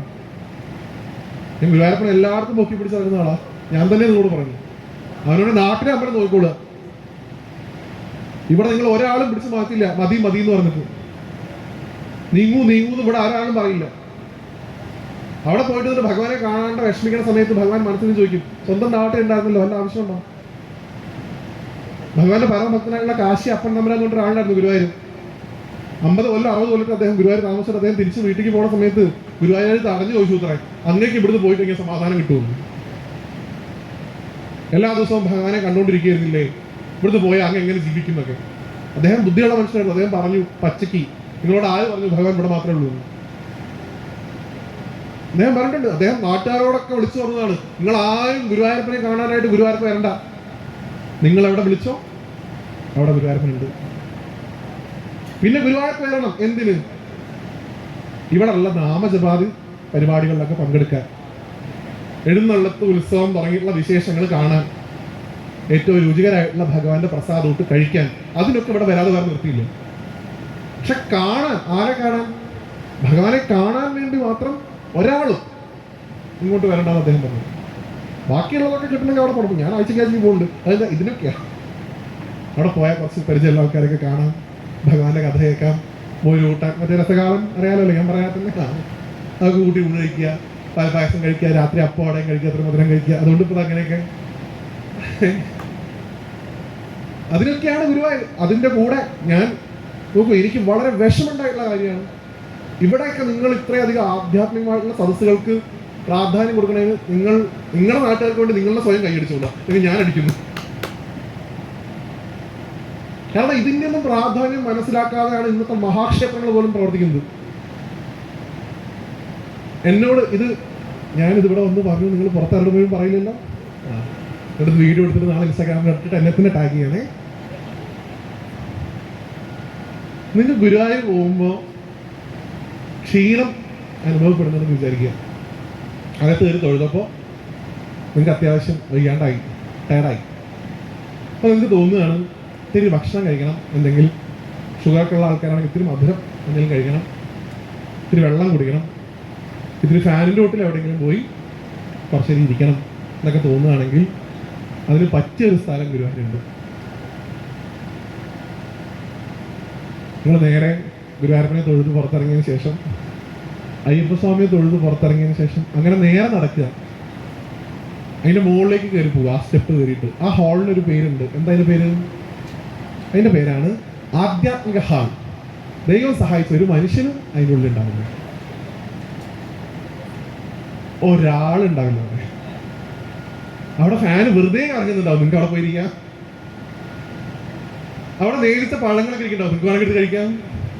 മുട്ടായി കണ്ട കിടക്കിടയ്ക്ക് ഞാൻ പോകുമ്പോഴൊക്കെ കാണാറുണ്ടാവും ചിലപ്പോൾ ആൾക്കാരൊക്കെ. വെള്ളം വെച്ചിട്ടുണ്ടാവും, അതും കുടിക്കാൻ. ആരും നിങ്ങളെ ശല്യം ചെയ്യില്ല. കാരണം അവിടെ അങ്ങനെ ഒരു സ്ഥലം ഉണ്ട് എന്നുള്ളത് ഗുരുവായൂർ വരുന്ന ഒരാൾക്കും അറിയില്ല. അത് എന്തിനുള്ളതാ? അത് നാമം ചൊല്ലാനുള്ളതാ. അതുകൊണ്ട് അങ്ങോട്ട് പോവുക വേണ്ട. ഇതൊക്കെ ഞാൻ തമാശയായിട്ടാണ് നിങ്ങളോട് പറയുന്നെങ്കിലും ഇതൊക്കെ വളരെ വിഷമമുണ്ടാക്കുന്ന കാര്യമാണ്. വെറും നാരായണനാമം മാത്രം മുഴങ്ങിയിരുന്നൊരു ഗുരുവായൂർ ഉണ്ടായിരുന്നു. ഈ ഇടയ്ക്കുള്ള അനൗൺസ്മെന്റ് ഉണ്ടല്ലോ, ഇന്ന് ഉദയാസ്തമയ പൂജ ആയത് കാരണം ഇടവിട്ടുള്ള ദർശനങ്ങൾ, അതൊന്നും അല്ലാത്ത, തിരക്കൊന്നും ഇല്ലാതെ പാവം ഭഗവാനും കുറച്ച് ആൾക്കാരും മാത്രം സമാധാനത്തോടു കൂടി ജീവിച്ചിരുന്നൊരു ഗുരുവായൂർ ഉണ്ടായിരുന്നു. ഇന്ന് ആ ഗുരുവായൂർ നമുക്ക് അവിടെ കാണാൻ സാധിക്കുന്നില്ല. ഗുരുവായൂർ അവിടെ ഉണ്ടോ വെച്ചുണ്ട്, തർക്കമൊന്നുമില്ല. പക്ഷെ ഭഗവാൻ പോലും അതിന് മിസ് ചെയ്യുന്നുണ്ട്. നാമജപങ്ങൾ മാത്രം മുഴങ്ങിയിരുന്ന ഒരു ഗുരുവായൂർ അമ്പലം, പാഞ്ഞം മാധവൻ നമ്പൂതിരി തിരുനാമാചാര്യൻ അദ്ദേഹത്തെ വിളിക്കുകയും ചെയ്യാം. അദ്ദേഹത്തെ പോലത്തെ ആൾക്കാരൊക്കെ തുടങ്ങി വെച്ച നാമജപ സംസ്കാരം ഇന്ന് നമുക്ക് കാണാൻ പറ്റില്ല. ഞാൻ ആദ്യമായിട്ട്, നിങ്ങൾക്ക് എപ്പോഴെങ്കിലും ഗുരുവായൂർ അമ്പലത്തിൻ്റെ അകത്ത് വെച്ചാൽ, പുറത്തല്ല ഞാൻ പറയണത്, നിങ്ങൾ ഫ്ലൈ ഓവർ കയറി ഇറങ്ങി ഉള്ളിലേക്ക് പോയിട്ട് നിങ്ങൾക്ക് എവിടെയെങ്കിലും അകത്ത് ഉറക്കെ നാരായണമെന്ന് കേൾക്കാൻ പറ്റുമോ? അകത്ത് കേട്ടോ ഞാൻ പറയുന്നത്, ഏറ്റവും ഉള്ളിൽ എന്താ ശയനത്തിൻ്റെ അവിടെയൊക്കെ സാധിക്കും. പുറത്ത് കേൾക്കാൻ പറ്റുമായിരിക്കും, ഓക്കെ. ഏറ്റവും അകത്ത് കേൾക്കാൻ സാധിക്കുമായിരുന്നു ഈ 2 മാസം. പാവം കർണാടകയിൽ നിന്നും തമിഴ്നാട്ടിൽ നിന്ന് വരുന്ന ആൾക്കാർ അകത്ത് വന്നിട്ട് ഗോവിന്ദ ഗോവിന്ദ എന്ന് വിളിക്കുന്നുണ്ടായിരുന്നു ഞാനകത്ത് പോയപ്പോൾ. അവര് വിളിച്ചു. നമുക്ക് നവീൻ പാടിയാലാണ് നാമം ജപിക്കാൻ പറ്റുള്ളൂ എന്നുള്ള അവസ്ഥയായി.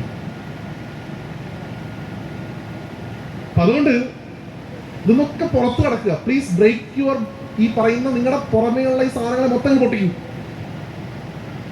ഇപ്പൊ പറയാൻ വലിയ എളുപ്പമാണ്, ഇങ്ങനെയൊക്കെ ചെയ്യാൻ. ഇതൊക്കെ ചെയ്ത് കാണിക്കാൻ നല്ല പ്രയാസമാണ്. പ്രത്യക്ഷത്തിന് അനുഭവം എനിക്കുണ്ട്. ഞാൻ പറഞ്ഞ് അവസാനിപ്പിക്കാറ്. നാമം ഉറക്കെ ചെല്ലണം എന്നൊക്കെ പറഞ്ഞുകൊണ്ടിരിക്കുന്ന എൻ്റെ അവസ്ഥ എന്താണെന്ന് എനിക്കറിയാം. പക്ഷെ എന്താ വെച്ചാൽ ഇവിടെ ഇരിക്കുമ്പോൾ പൊതുവിൽ പറയാറുണ്ട് ഞങ്ങൾക്ക് ഈ പള്ളിമണിയുടെ സ്വഭാവമാണ്.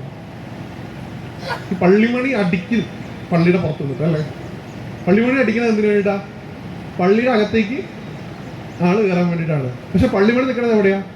പള്ളിയുടെ പുറത്താണ്. എൻ്റെ സ്വഭാവം അതാണ്. ഇവിടെ നിന്ന് അടിക്കാൻ കുറെ ആൾക്കാരൊക്കെ പറഞ്ഞിട്ട് അകത്ത് കയറിപ്പോണ്ട്. അത് മതി. ഞാൻ പുറത്താണോ അകത്താണെന്നുള്ളത് രണ്ടാമത്തെ വിഷയം. അപ്പൊ ആ നാമജപത്തിന്റെയൊക്കെ സംസ്കാരങ്ങളൊക്കെ ഇന്ന് കുറച്ചെങ്കിലും നമുക്ക് കാണാൻ സാധിക്കുക ഇതുപോലുള്ള ക്ഷേത്രങ്ങളിലാണ്, നമ്മുടെ നാട്ടിലെ സാധാരണ അമ്പലങ്ങളിലാണ്. അതിൽ എത്രത്തോളം നമുക്ക് പ്രോത്സാഹിപ്പിക്കാൻ സാധിക്കുമോ അത്രത്തോളം പ്രോത്സാഹിപ്പിക്കുക. കുട്ടികളെ അതിലേക്ക് കൊണ്ടുവരിക, പുതിയ തലമുറയുള്ള കുട്ടികളെ. ആ കുട്ടികളോട് നാമം ചൊല്ലുന്ന സമയത്ത് ഇപ്പൊ ആഞ്ഞൊക്കെ പണ്ട് നിങ്ങൾക്ക് അറിയില്ല, അദ്ദേഹം പഴവും ചോക്ലേറ്റും കൊണ്ട് കുട്ടികളെ നാമം ജപിച്ചിരുന്നു. ആഞ്ഞ മാധവൻ നമ്പൂരി അദ്ദേഹം നാരായണ നാരായണ നാരായണ ഇങ്ങനെ മുകളിലേക്കും മുകളിലേക്കും കീഴ്പ്പെട്ടും ഇറക്കി ജപിപ്പിക്കുന്ന കുട്ടികളെ എന്നിട്ടൊരു പഴം കൊടുക്കുന്നു. ആ പണം കിട്ടാനായിട്ട് കുട്ടികൾ കാത്തിരുന്നു. ഇന്നിപ്പോ ഇന്റർജോയി കൊടുക്കേണ്ടി വരും, ചിലപ്പോൾ നിർത്തിയില്ല. പക്ഷെ എന്ത് കൊടുത്തിട്ടാണെങ്കിലും ആദ്യം ഈ നാരായണ നാമത്തിന്റെ മധുരം അവർക്ക് മനസ്സിലാക്കി കൊടുക്കാണ്. അത് എന്തിന് കോപ്പി ചെയ്തിട്ട് കൊടുത്താലും നോ പ്രോബ്ലം. അത് മനോഹരി രാധയാണെങ്കിലും ശരി, സിയാപതി ആണെങ്കിലും ശരി, വോട്ടവർ എന്തിൽ കോട്ട് ചെയ്തിട്ടും നിങ്ങൾ കൊടുത്തോളൂ, അകത്തും വരുന്നുണ്ടായാൽ മതി. ഇന്നലെ കോഴിക്കോടേക്ക് ഇങ്ങോട്ട് വരുന്നതിന് മുമ്പായിട്ട് തൃശ്ശൂർ നടത്തറ എന്ന് പറയുന്ന ഭാഗത്ത് ഒരു പ്രഭാഷണം, ഒരു വീട്ടിലെ അമ്പലം, കുടുംബക്ഷേത്രം, അവിടെ പ്രഭാഷണം. ഞാൻ കയറി ചെന്ന സമയത്ത് ഗംഭീരമായിട്ടുള്ള ഭജന കേൾക്കണം. ഞാൻ ഇദ്ദേഹത്തിന്റെ ശബ്ദം എവിടെ കേട്ടിട്ടുണ്ടെന്ന് നോക്കിയപ്പോൾ പോയപ്പോൾ കോഴിക്കോട്ടുകാരനായിട്ടുള്ള പ്രശാന്തിയാണ്, വർമാജി. മാനസ ജപലഹരി കേട്ടിട്ടുണ്ടാവുമ്പോൾ ആൾക്കാർ, പ്രശാന്ത് വർമ്മ. അദ്ദേഹം ഈ ഭജന നടത്തുന്നതിൻ്റെ ഇടയിൽ ഇടയ്ക്ക് സിയാവതി രാമചന്ദ്രയ്ക്ക് പറഞ്ഞ് ജയ് വിളിക്കാൻ പറഞ്ഞു. അദ്ദേഹം ഞാനവിടെ അടുത്തിരിക്കുന്നുണ്ട്, എന്നോട് പറഞ്ഞു വ്യാസൻ 16 കൊല്ലം മുമ്പ് ഞാൻ ഇത് പറഞ്ഞപ്പോൾ ആരും കേൾക്കാണ്ടായിരുന്നില്ല, ഇന്നിപ്പോൾ എല്ലാവരും കേൾക്കുന്നുണ്ട്. ഓരോന്നിനും അതിൻ്റെതായിട്ടുള്ള സമയമുണ്ടെന്ന് അദ്ദേഹം തന്നെ പറയുകയും ചെയ്തു. ഇന്ന് ആ സമയത്തിലൂടെയാണ് നമ്മൾ കടന്നുപോയിക്കൊണ്ടിരിക്കുന്നത്. ഇത് പാഴാക്കാതിരിക്കുക. നല്ലൊരു മാറ്റം നമ്മുടെ നാട്ടിൽ ഉണ്ടായിക്കൊണ്ടിരിക്കുന്നുണ്ട്. അതിനെ പോസിറ്റീവായിട്ട് കണ്ടുകൊണ്ട് ആ മാറ്റത്തിന്റെ ഒപ്പം സഞ്ചരിക്കും. ഭഗവാൻ, ഞാൻ കഴിഞ്ഞ ദിവസം അമ്പലപ്പുഴയിലും പറഞ്ഞു, കൃഷ്ണൻ ആരാണ് എന്ന് ആത്യന്തികമായിട്ട് ചോദിക്കുകയാണെങ്കിൽ ഞാൻ ഇവിടെ പറഞ്ഞു മാറ്റത്തിന്റെ ഈശ്വരനാണ് ഭഗവാൻ. അത് നിങ്ങളുടെ കഷ്ടകാലം മാറ്റുന്ന തരത്തിലാണെങ്കിലും ശരി, ബുദ്ധി മാറ്റുന്നത് ശരിയാണെങ്കിലും ശരി, വയ്യായ മാറ്റുന്നതാണെങ്കിലും ശരി, എന്തും മാറ്റിത്തരുന്ന ആളാ ഭഗവാൻ. മാറ്റത്തിന്റെ ഈശ്വരനാണ്, ദ ഗോഡ് ഓഫ് ചേഞ്ചസ്, മാറ്റത്തിന്റെ ഈശ്വരൻ. ഭഗവാനെ എന്തിനു വേണ്ടി സ്മരിക്കുക? മാറ്റം ഉണ്ടാകാൻ വേണ്ടി ശ്രമിക്കുക. പലപ്പോഴും പല ആൾക്കാരും പറയേണ്ട, ഈ ഗുരുവായൂർ പോകുന്ന സമയത്ത് ഈ അമ്പലത്തിന്റെ മുമ്പിൽ കൂടെ കടന്നു പോകുമ്പോൾ അവിടെ നിൽക്കുന്ന കാവൽക്കാരോട് ഗുരുവായൂരപ്പൻ പറഞ്ഞിട്ട് അത്ര അവർ പറയണത് നിങ്ങളോട് മാറൂ മാറൂ മാറൂ എന്ന് വെച്ചാൽ വഴിയിൽ നിന്ന് മാറാനുള്ള, നമ്മുടെ ഉള്ളിൽ നിങ്ങൾ മാറും. ഇത്ര കാലം ജീവിതത്തിൽ നിന്ന് മാറി നല്ല ജീവിതം ജീവിക്കുമെന്ന് മാറൂ മാറൂ എന്ന് പറയുമ്പോൾ ഉദ്ദേശിക്കുന്നത് അതാണെന്നാണ് പറയുക. ചില ആൾക്കാരൊക്കെ ഉണ്ട് എന്നോ കഴിഞ്ഞ ഒരു ദുരന്തത്തെ മനസ്സിൽ ഇങ്ങനെ കൊണ്ടു നടന്ന് ഇന്നും അതിൽ തന്നെ നിൽക്കുകയാണ്. എന്നിട്ട് കൃഷ്ണനോട് പോയി പറയും, ഭഗവാനെ എന്തിനെനിക്ക് തന്നു, 10 കൊല്ലം മുമ്പ് നീ അങ്ങനെ ചെയ്തില്ലേ? അപ്പം ഭഗവാൻ പറയും, നീ മൂവ് ഓൺ, അതിന്ന് മുന്നോട്ട് പോവുക, അല്ലാണ്ട് അവിടെ തന്നെ കെട്ടിക്കിടക്കാനുള്ള ഞാൻ നിങ്ങളെ കൊണ്ടുവന്നിട്ടുള്ളത്. നീങ്ങ എന്ന് പറയുന്നത് അമ്പലത്തിന് മുമ്പിക്ക് നീങ്ങുക എന്നുള്ളതല്ല, മനസ്സിലുള്ളത് മാറ്റി മുന്നോട്ട് നീങ്ങുക. ആ ഭാവത്തിലൊക്കെ നിങ്ങൾ ഭഗവാനെ കണ്ടു കഴിഞ്ഞാൽ നല്ല രസമാണ്. അപ്പോഴൊക്കെയാണ് ഗുരുവായൂരപ്പൻ നമുക്ക് എൻജോയ് ചെയ്യാൻ പറ്റുള്ളൂ. ഞാൻ കഴിഞ്ഞ ദിവസം അമ്പലപ്പുഴ പോയപ്പോൾ പറയണ്ടായി, ഭഗവാൻ ഈ ഉച്ചശീവേലി കഴിയുന്ന സമയത്ത്, ഉച്ചശീവേലിക്ക് ഭഗവാൻ അമ്പലപ്പുഴയ്ക്ക് പോകുന്നതാണ്. എൻ്റെ പ്രഭാഷണം ഉച്ചപൂജ സമയത്തായിരുന്നു. കുറച്ച് ലേറ്റ് ആയപ്പോൾ ആരോ പറഞ്ഞു ഗുരുവായൂരപ്പൻ വരാൻ വേണ്ടി വെയിറ്റ് ചെയ്യുകയാണ് പ്രഭാഷണം തുടങ്ങാമെന്നാണ്. കാരണം അമ്പലപ്പുഴയിൽ ഭഗവാൻ എത്തിയിട്ടില്ല, ബ്ലോക്കിലായിരുന്നു എന്ന് പറഞ്ഞത്. അത് കഴിഞ്ഞ് ഭഗവാൻ പായസം കുടിച്ചിട്ട് ഗുരുവായൂർ പോയിട്ട്, നിങ്ങൾക്കറിയാം ഗുരുവായൂർ ഉച്ചശീവേലി എന്ന് പറയുന്നത് വൈകുന്നേരം 4-4:30 മണിക്കാണ്. അപ്പോൾ നമ്മൾ ഈ അമ്പലത്തിൻ്റെ മുകളിലിരുന്നിട്ട് ഭഗവാന്റെ ശീവേലി തറപ്പിക്ക് നോക്കുമ്പോൾ നമ്മൾ കാണുന്ന ഒരു കുട്ടി പായസം കുടിച്ച് മൊത്തമായിട്ട് അത് കിടന്ന ആനപ്പുറത്തിരുന്നിട്ട്. കാരണം അപ്പളം തിരുവേലി ഉറക്കെ പിടിച്ചിട്ട് പറയത്രേ, അപ്പളേ പറഞ്ഞതല്ലേ പാകത്തിന് കുടിച്ചാൽ മതിയെന്ന്. അങ്ങനെയൊക്കെ ഭഗവാനെ കാണുന്ന ആൾക്കാരുണ്ട്. ഞാൻ പൂനെ പോയ സമയത്ത് എന്നോട് ഒരാൾ ചോദിച്ചു, ഗുരുവായൂർ അമ്പലത്തിലെ നേദ്യങ്ങൾ എന്തൊക്കെയാണ്? ഞാനുള്ളത് എനിക്ക് അറിയാവുന്ന അപ്പാടെ അവരൊക്കെ വിസ്തരിച്ചു. അപ്പോൾ ആ ചേച്ചിയോട് ചോദിച്ചു, വ്യാസൻ ഇതൊക്കെ എല്ലാ ദിവസവും കഴിച്ചാൽ ഭഗവാന് ബോറടിക്കില്ലേ? നമ്മൾ ഉറപ്പായിട്ടും ഞാനൊക്കെയാണെങ്കിൽ എല്ലാ ദിവസവും കഴിച്ചാൽ എപ്പോഴാണ് ബോറടിച്ചത്? അതുകൊണ്ട് ഞാൻ എല്ലാ ദിവസവും മാഗി കൊടുക്കാറുണ്ട്. അപ്പൊ അങ്ങനെയൊക്കെ ഗുരുവായൂരപ്പനെ അങ്ങനെയൊക്കെ കാണണം മനുഷ്യർക്ക് നിങ്ങളുടെ ഇടയിൽ ഉണ്ടാവും. സ്വന്തം കുട്ടിയായിട്ട് കാണുക, ഇഷ്ടമുള്ള ഡ്രസ്സ് ഇടിപ്പിക്കുക, ഇഷ്ടമുള്ള ഭക്ഷണം കൊടുക്കുക, കിടത്തി ഉറക്കുക, എണീപ്പിക്കുക. നിങ്ങളും ഒരു തരത്തിൽ ഗുരുവായൂർ മേൽശാന്തി തന്നെയാണ്. ഗുരുവായൂർ മേൽശാന്തിക്ക് എന്ത് മഹിമയുണ്ടോ അത് നിങ്ങൾക്കും ഉണ്ട്. ഞാൻ കഴിഞ്ഞ ദിവസം പറഞ്ഞിരുന്നു, നിങ്ങളുടെ ഓരോ വീട്ടിലെയും അടുക്കളയും ഭൂലോക വൈകുണ്ഠമാണ്. നിങ്ങളുടെ വീട്ടിലെ അടുക്കളയിൽ നിങ്ങൾ ഉണ്ടാക്കുന്ന ചോറൊരു തവി എടുത്തിട്ട് ഇത്തിരി തൈരും കൂട്ടി കുഴച്ചിട്ട് ഇത് എൻ്റെ ഉണ്ണിക്ക് എന്ന് പറഞ്ഞ് നിങ്ങൾ സങ്കല്പിച്ച് വെക്കുമ്പോൾ നിങ്ങളുടെ അടുക്കളയാണ് ഗുരുവായൂർ. എൻ്റെ മുകളിലില്ല ഒന്നും. അല്ലാതെ ആരൊക്കെയോ നമ്മുടെ ഇടയിൽ 100 രൂപയുടെ നിങ്ങളുടെ ടിക്കറ്റ് നോക്കിയിരിക്കുന്ന ഭഗവാനാണ് അവിടെ ഉള്ളത്. അല്ലല്ലോ. എന്നിട്ട് നമ്മളിങ്ങനെ പറയുക, എൻ്റെ പാൽപ്പായസം ഞാൻ കഴിപ്പിച്ചിട്ടുണ്ട് ഗുരുവായൂർ. അത് എപ്പോഴും നിങ്ങൾക്ക് സാധിക്കണമെന്ന് അറിയോ? നിങ്ങൾ നിങ്ങളുടെ കൈ കൊണ്ടൊരു പാൽപ്പായസം ഉണ്ടാക്കി നിങ്ങൾ പൂജിക്കുന്ന പൂജാമുറിയിൽ നിങ്ങൾ വെച്ചു കൊടുക്കുമ്പോഴേ നിങ്ങളുടെ പാൽപ്പായസം ആവുന്നുള്ളൂ. അപ്പൊ നിങ്ങളുടെ പാൽപ്പായസം. അല്ലെങ്കിൽ ക്ഷേത്രത്തിന്റെ ആരാധനയിൽ ഞങ്ങൾ പങ്കെടുക്കുന്നു.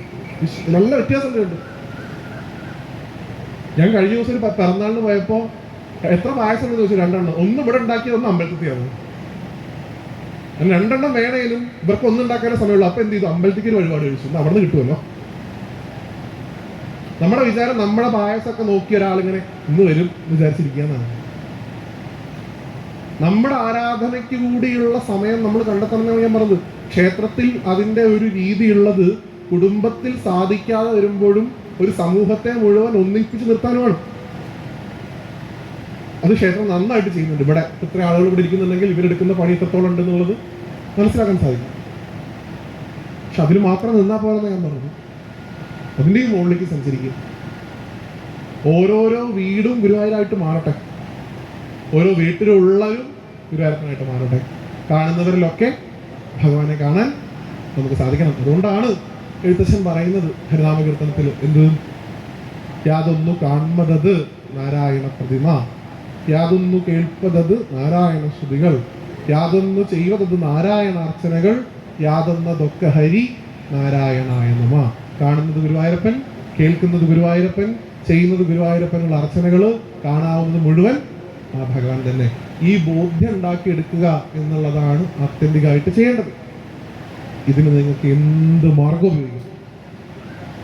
ഭഗവാൻ എന്ന് പറയുന്നു, ലക്ഷ്യത്തിനേക്കാൾ ഞാൻ കൂടുതൽ വില കൊടുക്കുന്നില്ല മാർഗത്തിന്. കാരണം മാർഗം ലക്ഷ്യത്തെ സാധൂകരിക്കും. ഏത് മാർഗം വേണമെങ്കിലും ഉപയോഗിച്ച അർജുന, എനിക്ക് യുദ്ധം ജയിച്ചാൽ മതി. രഥം താണു പോകുമ്പോൾ അമ്പയണെങ്കിൽ അമ്പ ചെയ്തോ, ശിഖണ്ഡി മുമ്പിൽ വന്നു നിൽക്കുമ്പോൾ അമ്പയണെങ്കിൽ അമ്പ ചെയ്തോ. എനിക്ക് അത്യന്തികമായിട്ട് ധർമ്മം പുനഃസ്ഥാപിച്ച് കിട്ടിയാൽ മാത്രം മതി. മാർഗം എനിക്ക് വിഷയമല്ല. അങ്ങനെ പറഞ്ഞൊരു ഗുരുവായൂരപ്പനെയാണ് നിങ്ങളിവിടെ ആരാധിക്കുന്നത്. അങ്ങനെയുള്ള ഗുരുവായൂരപ്പനെ ആരാധിക്കുന്ന നമുക്ക് ഓരോരുത്തർക്കും ആത്യന്തികമായി ഗുരുവായൂരപ്പനോട് സ്നേഹം ഉണ്ടെങ്കിൽ ഗുരുവായൂരപ്പനായി മാറാൻ സാധിക്കണം. നമ്മളും ഗുരുവായൂരപ്പനും വേറെ അല്ല. നമ്മുടെ ഹിന്ദു ധർമ്മത്തിൽ, സനാതന ധർമ്മത്തിൽ നിങ്ങൾ വേറെ ഈശ്വരൻ വേറെ എന്ന ഏർപ്പാട് ഇല്ല. ഞാനും ഈശ്വരനും ഒന്നാണ് എന്ന് പഠിപ്പിക്കുന്ന ഒരു ധർമ്മം ലോകത്തുണ്ടെങ്കിൽ അത് ഈ ഭാരതീയ ധർമ്മം മാത്രമാണ്. കർത്താവിന്റെ മുന്തിരിത്തോപ്പിൽ ജോലിയൊന്നും നമുക്കില്ല. സ്വർഗത്ത് പോയാൽ നിങ്ങളെ ഒരു ഹൂറിമാരും കാത്തിരിക്കുന്നില്ല. കാരണം ആ സത്യവസ്തു എന്ന് പറയുന്നത് നിങ്ങൾ തന്നെയാണ് എന്ന് പഠിപ്പിക്കുന്ന ധർമ്മമാണ് ഹിന്ദുധർമ്മം. നിങ്ങൾ നിങ്ങളെ തന്നെ അന്വേഷിച്ച് കണ്ടുപിടിക്കുക എന്നുള്ളതാണ് ആരാധനയുടെ ആത്യന്തികമായിട്ടുള്ള ലക്ഷ്യം. തമാശയും എന്റർടൈൻമെന്റും ഒക്കെ അതിന് മേമ്പൂട്ടായിട്ട് ഉണ്ടായിക്കോട്ടെ, ഒരു കുഴപ്പമില്ല. പക്ഷെ അതിലൂടെ സാധിക്കേണ്ടത് അവനവനെ അറിയുക എന്നുള്ളതാണ്. അല്ലെങ്കിൽ ഇന്നത്തെ നമ്മുടെ ജീവിത സാഹചര്യത്തിൽ ഞാൻ ഭക്തിയുടെ വലിയ തലത്തിലേക്കൊന്നും പോകുന്നില്ല. സ്വന്തം വീട്ടിൽ സമാധാനം വേണം, കുട്ടിക്ക് നല്ല ജോലി, നല്ല പഠിത്തം, നല്ല പേരക്കുട്ടികൾ, സന്തോഷമായിട്ടൊരു ജീവിതം. ആ ജീവിതത്തിന്റെ അവസാനം ഭഗവാന്റെ ഏതെങ്കിലും ഒരു നാമം സ്മരിച്ചുകൊണ്ട് ആ ഭഗവാന്റെ പാദങ്ങളിൽ പോയി അലിഞ്ഞു ചേരാനുള്ള അവസരം ഇത്രേ വേണ്ടു. ഇതിലും വലിയ ഒരു വൈകുണ്ഠം നിങ്ങൾക്ക് കിട്ടാനില്ല. വൈകുണ്ഠം എന്ന അർത്ഥത്തിന്റെ ആ ഒരു പദത്തിന്റെ തന്നെ അർത്ഥം സംശയങ്ങളില്ലാത്ത സ്ഥലം എന്നാണ്. വിഗുണ്ഠത ഇല്ലാത്ത സ്ഥലം, അതാണ് വൈകുണ്ഠം. അല്ലാണ്ട് വിഷ്ണു ഇങ്ങനെ കിടക്കുന്ന സ്ഥലം അത് മാത്രമല്ല. ആശങ്കകളില്ലാത്ത സ്ഥലം, നമ്മുടെയൊക്കെ വീടുകളെ ഞാൻ നേരത്തെ പറഞ്ഞു ഭൂലോക വൈകുണ്ഠാക്കി മാറ്റാൻ നമുക്ക് സാധിക്കും. സംശയങ്ങളില്ലാതെ നല്ലൊരു ആരാധനാ രീതി അച്ഛനും അമ്മയും കുട്ടികളും എല്ലാവരും ഒരുമിച്ചിരുന്നുകൊണ്ട് ആഴ്ചയിൽ ഒരിക്കലെങ്കിലും അവരുടെ നാട്ടിലെ അമ്പലത്തിലെങ്കിലും വന്ന് ആരാധനയിൽ പങ്കെടുത്ത് അല്പസമയം നാമമൊക്കെ ജപിച്ചു പോകുന്ന ഒരു തലമുറ ഉണ്ടാവും. ഇല്ലെങ്കിൽ വലിയ അപകടമാണ്. എനിക്ക് പുതിയ തലമുറയിലുള്ള കുട്ടികളിൽ വലിയ പ്രതീക്ഷയുള്ളത് അവരാണ് ഈ ധർമ്മത്തെ ഇനി കൊണ്ടു നടക്കേണ്ടത്. നല്ല കുട്ടികളുമുണ്ട്, ചീത്ത കുട്ടികളുമുണ്ട്. ചീത്ത കുട്ടികൾ എല്ലാ കാലത്തും ചീത്ത കുട്ടികളായിരിക്കില്ല, അവരെയും നല്ല കുട്ടികളാക്കാൻ നമുക്ക് സാധിക്കും. പണ്ട് ഞാൻ പലയിടത്തും പറഞ്ഞിട്ടുള്ള കേട്ടാക്കാൻ ശ്രമിക്കുക. ഈ തിരുവനന്തപുരത്ത് ഒരു പ്രഭാഷണം നടത്തുന്ന സമയത്ത് ഭഗവാൻ കൃഷ്ണന്റെ സ്വർഗാരോഹണം പറഞ്ഞൊരു കഥ പറയാറുണ്ട്. അപ്പോൾ ചേച്ചി കേട്ടാൾക്കാരുണ്ട് ഇവിടെ. അപ്പോൾ ഭഗവാൻ ഈ ദ്വാരകയുടെ നാശത്തിന് ശേഷം ഭഗവാന്റെ ഏട്ടൻ ബലഭദ്രസ്വാമി അദ്ദേഹം ആദിശേഷന്റെ രൂപത്തിലേക്ക് തിരിച്ചു പോയ ശേഷം ഭഗവാൻ വനത്തിലേക്ക് പോയി അവിടെ ഒരു മരത്തിന്റെ മുകളിൽ കയറി ധ്യാനിച്ചു എന്നും കാല് താഴത്തേക്ക് ഇട്ടുവെന്നും അപ്പൊ അതുവഴി വന്നൊരു കാട്ടാളൻ ഭഗവാന്റെ കാല് കണ്ട സമയത്ത് അത് ഒരു മാൻകുട്ടിയാണെന്ന് തെറ്റിദ്ധരിച്ച് ആ കാൽ പണ്ടത്തെ കഥ നിങ്ങൾക്ക് അറിയാലോ, ഈ സാമ്പൻ ഇരുമ്പലൊക്കെ പ്രസവിക്കുന്നതും അത് രാഗി പൊടിച്ച് കളയുന്നൊക്കെ ഉണ്ട് കേട്ടോ. അപ്പൊ അതെന്തായാലും ആ ഇരുമ്പ് കഷ്ണം കൊണ്ട് ഉണ്ടാക്കിയ ഒരു കാട്ടാളൻ അമ്പും കൊണ്ട് വന്നു. അദ്ദേഹം ഭഗവാന്റെ കാല് കണ്ട സമയത്ത് അത് മാൻകുട്ടിയാണെന്ന് തെറ്റിദ്ധരിച്ച് അതിലേക്ക് അസ്ത്രയച്ചു. അങ്ങനെ അസ്ത്രയച്ച സമയത്ത് ഭഗവാൻ ആ ജര എന്ന് വിളിക്കപ്പെടുന്ന ആ കാട്ടാളനെ അനുഗ്രഹിച്ച് ഭഗവാൻ സ്വധാമത്തിലേക്ക് പോയി. അവസാനം അവസാനിപ്പിച്ചത് പറഞ്ഞത് അങ്ങനെ വേടന്റെ അമ്പ് കൊണ്ട് ഭഗവാൻ സ്വർഗാരോഹണം അല്ലെങ്കിൽ വൈകുണ്ഠാരോഹണം നടത്തി എന്ന് പറഞ്ഞ ഉടനെ പ്രഭാഷണം കേട്ടുകൊണ്ടിരുന്ന രണ്ട് കുട്ടികളോട് പറഞ്ഞു, വെറുതെ ഞങ്ങളുടെ വേടനെ കുറിച്ച് അനാവശ്യം പറയുന്നത്, എന്ത് കുറ്റുണ്ടെങ്കിൽ ഇപ്പൊ വേടനാന്നാ. പിന്നെ ആ കുട്ടിയുടെ രൂപവും ഭാവവും ഒക്കെ മാറുന്നുണ്ടപ്പോ എനിക്ക് മനസ്സിലായി ഇനി ഇവിടെ ഇരുന്ന് പറഞ്ഞെങ്കിൽ എന്റെ സ്വർഗാരോഹണം തിരുവനന്തപുരത്ത്. നോക്കൂ, അത് എല്ലാ കാലത്തും ഉണ്ടാകും. ആ കുട്ടികളൊന്നും മോശമൊന്നുമല്ല, അങ്ങനെയുള്ള ചിന്താഗതിയുള്ള ആൾക്കാരൊന്നും മോശമൊന്നുമല്ല. ഇങ്ങനെ ജരാന്ന് പറഞ്ഞൊരു വേടനും കൂടി ഉണ്ടായിരുന്ന കുട്ടികളെ ഇന്ന് പഠിപ്പിച്ചു കൊടുക്കാൻ പറ്റാതിരുന്നതാണ് പ്രശ്നം അല്ലേ. അപ്പൊ ആ അവസ്ഥ ഉണ്ടാവാതിരിക്കുക. പുതിയ കുട്ടികളെ പ്രതീക്ഷയോടുകൂടി ഭഗവാൻ നോക്കുന്നു എന്ന് ഞാൻ പറഞ്ഞിട്ടുണ്ടെങ്കിൽ അതിലേറെ പ്രതീക്ഷയോടെ നിങ്ങളെ ഭഗവാൻ നോക്കുന്നു. കാരണം നിങ്ങളാണ് അവർക്ക് വഴി കാണിച്ചു കൊടുക്കേണ്ടത് അല്ലെ. അവരോട് ആ ചെയ്യുന്ന കർമ്മത്തിൽ പൂർണ്ണമായിട്ടുള്ള ആത്മാർത്ഥതയോടുകൂടി ചെയ്യാൻ സാധിക്കുക. ഏതെങ്കിലും ഒരു കാലത്ത് അതിന് റിസൾട്ട് ഉണ്ടാവും. നമ്മുടെ പുറകിൽ ഞാൻ പറഞ്ഞു, every prayer will get answered at the right time. നിങ്ങളുടെ ഓരോ പ്രാർത്ഥനകളും ശരിയായ സമയത്ത് കേൾക്കപ്പെടും. ഓരോ പ്രാർത്ഥനയ്ക്കും ഒരു കൃത്യമായിട്ടുള്ള സമയമുണ്ട്. ആ സമയത്ത് ആ പ്രാർത്ഥനകളൊക്കെ കേൾക്കും. ഏത് പ്രാർത്ഥന ആയിക്കോട്ടെ. നമ്മുടെ സ്വന്തം കുട്ടിയാണ് ഗുരുവായൂരപ്പൻ. ഇഷ്ടമുള്ളത് ചോദിച്ചോളൂ. കടം വാങ്ങിയിട്ടുണ്ടെങ്കിൽ കടം മാറണേ ഭഗവാനെന്ന് പ്രാർത്ഥിച്ചോളൂ.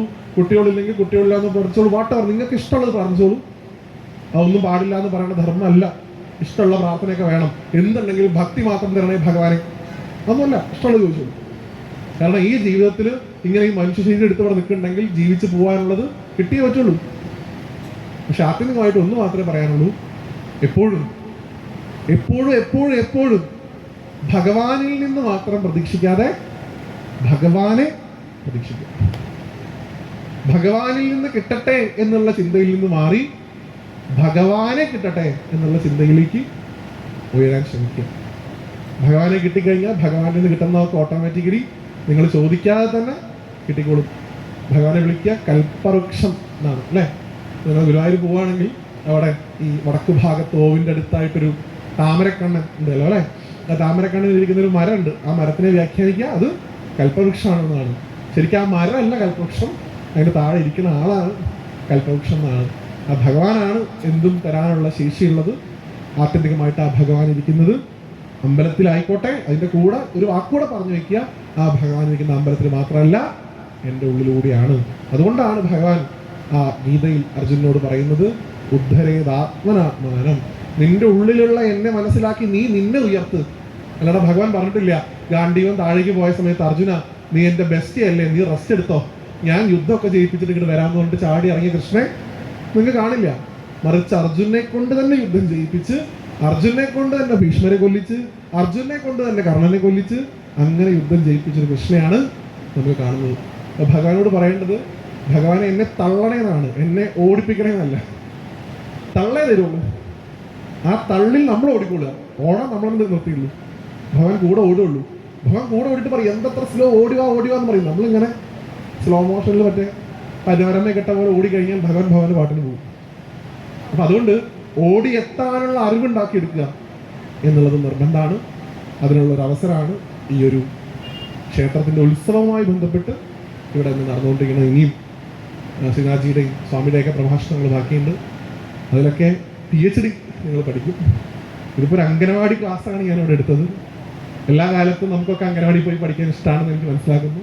അതുകൊണ്ട് അംഗനവാടിത്തെ പാട്ടുകളും കഥകളൊക്കെ എത്ര കേട്ടാലും നമുക്ക് ബോറടിക്കാറില്ല. ഇപ്പോഴും കാക്കയെ കാക്കയെ കൂടെ അവിടെ ചോദിച്ചാൽ ഞാനൊക്കെ പാടാറുണ്ട്. അന്ന് പഠിച്ചതൊക്കെ ഇപ്പോൾ ഓർമ്മയുള്ളൂ, സത്യം അതാണ്. അതുകൊണ്ട് അംഗനവാടി ഒരിക്കലും മോശമല്ല എന്നുള്ള വലിയൊരു അഭ്യർത്ഥന എനിക്ക് നിങ്ങളോടുണ്ട്. അപ്പം അങ്ങനെയുള്ള ഭഗവാന്റെ ഏറ്റവും പരമഭക്തരായിട്ടുള്ള നിങ്ങളെ കാണാനും സംസാരിക്കാനും ഒക്കെയുള്ളൊരു അവസരം ഭഗവാന്റെ അനുഗ്രഹം കൊണ്ടുണ്ടായി. കോഴിക്കോടാണ്. തളി മഹാദേവ ക്ഷേത്രം എനിക്ക് വളരെയധികം ആത്മബന്ധമുള്ളൊരു ക്ഷേത്രമാണ്. കോഴിക്കോട് ഉണ്ടാവുന്ന സമയത്തൊക്കെ അവിടെ പോയി തൊഴുക എന്നുള്ള ഒരു രീതി ഉണ്ടായിരുന്നു. ഇപ്പം തന്നെ കഴിഞ്ഞ 2 വർഷങ്ങളായിട്ടൊക്കെ കോഴിക്കോട് കേരള ലിറ്ററേച്ചർ ഫെസ്റ്റിവലിന് വരുന്ന സമയത്ത് എല്ലാ ദിവസവും ഒന്നെങ്കിൽ തളിയിലോ അല്ലെങ്കിൽ വയനാടോ പോയി തൊഴുക എന്നൊരു രീതി ഉണ്ടായിരുന്നു. അത്രയധികം ആധ്യാത്മികമായിട്ട് വളക്കൂറുള്ള മണ്ണാണ്. വയനാട്ടുകാവിലമ്മയുടെ മണ്ണാണ്, ഗോവിന്ദപുരത്തപ്പൻ്റെ മണ്ണാണ്, തളി മഹാദേവൻ്റെ മണ്ണാണ്. ഗുരുനാഥൻ്റെ ഏറ്റവും പ്രസിദ്ധമായിട്ടുള്ള രൂപമായിട്ടുള്ള മഹാദേവൻ്റെ ആ സ്വരൂപം പ്രത്യക്ഷത്തിൽ വളർന്ന സ്ഥലമാണ് കോഴിക്കോട്. സാമൂതിരിയുടെയും കൂടി മണ്ണാണ്. അദ്ദേഹത്തെ സ്മരിക്കാതിരിക്കുന്നത് മോശമാണ്. നിങ്ങൾ ഗുരുവായൂർ കാണുന്ന എല്ലാ സമ്പ്രദായങ്ങളും അദ്ദേഹത്തിൻ്റെ ഒരു സംഭാവനയാണ്. അദ്ദേഹമാണ് ഗുരുവായൂരപ്പൻ ആരും ഇല്ലാത്തപ്പോൾ നോക്കിയാണ്. ഞാൻ അമ്പലപ്പുഴ എപ്പോഴും പറഞ്ഞു, ഒരാൾ നല്ല രീതിയിൽ അദ്ദേഹത്തിൻ്റെ നല്ല കാലത്ത് കൂടെ നടന്നു പോകുമ്പോൾ അയാളുടെ കൂടെ എല്ലാവരും ഉണ്ടാവും. അയാളുടെ കൂടെ സെൽഫി എടുക്കും, ഫോട്ടോ എടുക്കും, മെസ്സേജ് അയക്കും, ഒക്കെ ചെയ്യും. പക്ഷെ അയാൾക്കൊരു മോശം സമയം ഉണ്ടാകുമ്പോൾ അയാളുടെ കൂടെ ആരും ഉണ്ടാവുമെന്ന് അറിയില്ല. ഗുരുവായൂരപ്പനൊരു മോശം സമയം ഉണ്ടായിരുന്നപ്പോൾ 45 കൊല്ലം ഗുരുവായൂരപ്പനെ നോക്കിയ ആൾക്കാരായിരുന്നു അമ്പലപ്പുഴയുള്ള ആൾക്കാർ. ഗുരുവായൂരപ്പന് മോശം സമയവും നല്ല സമയമൊക്കെ ഉണ്ട്. ഭഗവാന്റെ നല്ല സമയത്തിലൂടെ ഇപ്പം കടന്നു പോകണേ. നിങ്ങൾ കരുതരുത് ഭഗവാൻ എന്ത് മോശം സമയം. കാശ് നോക്കുക.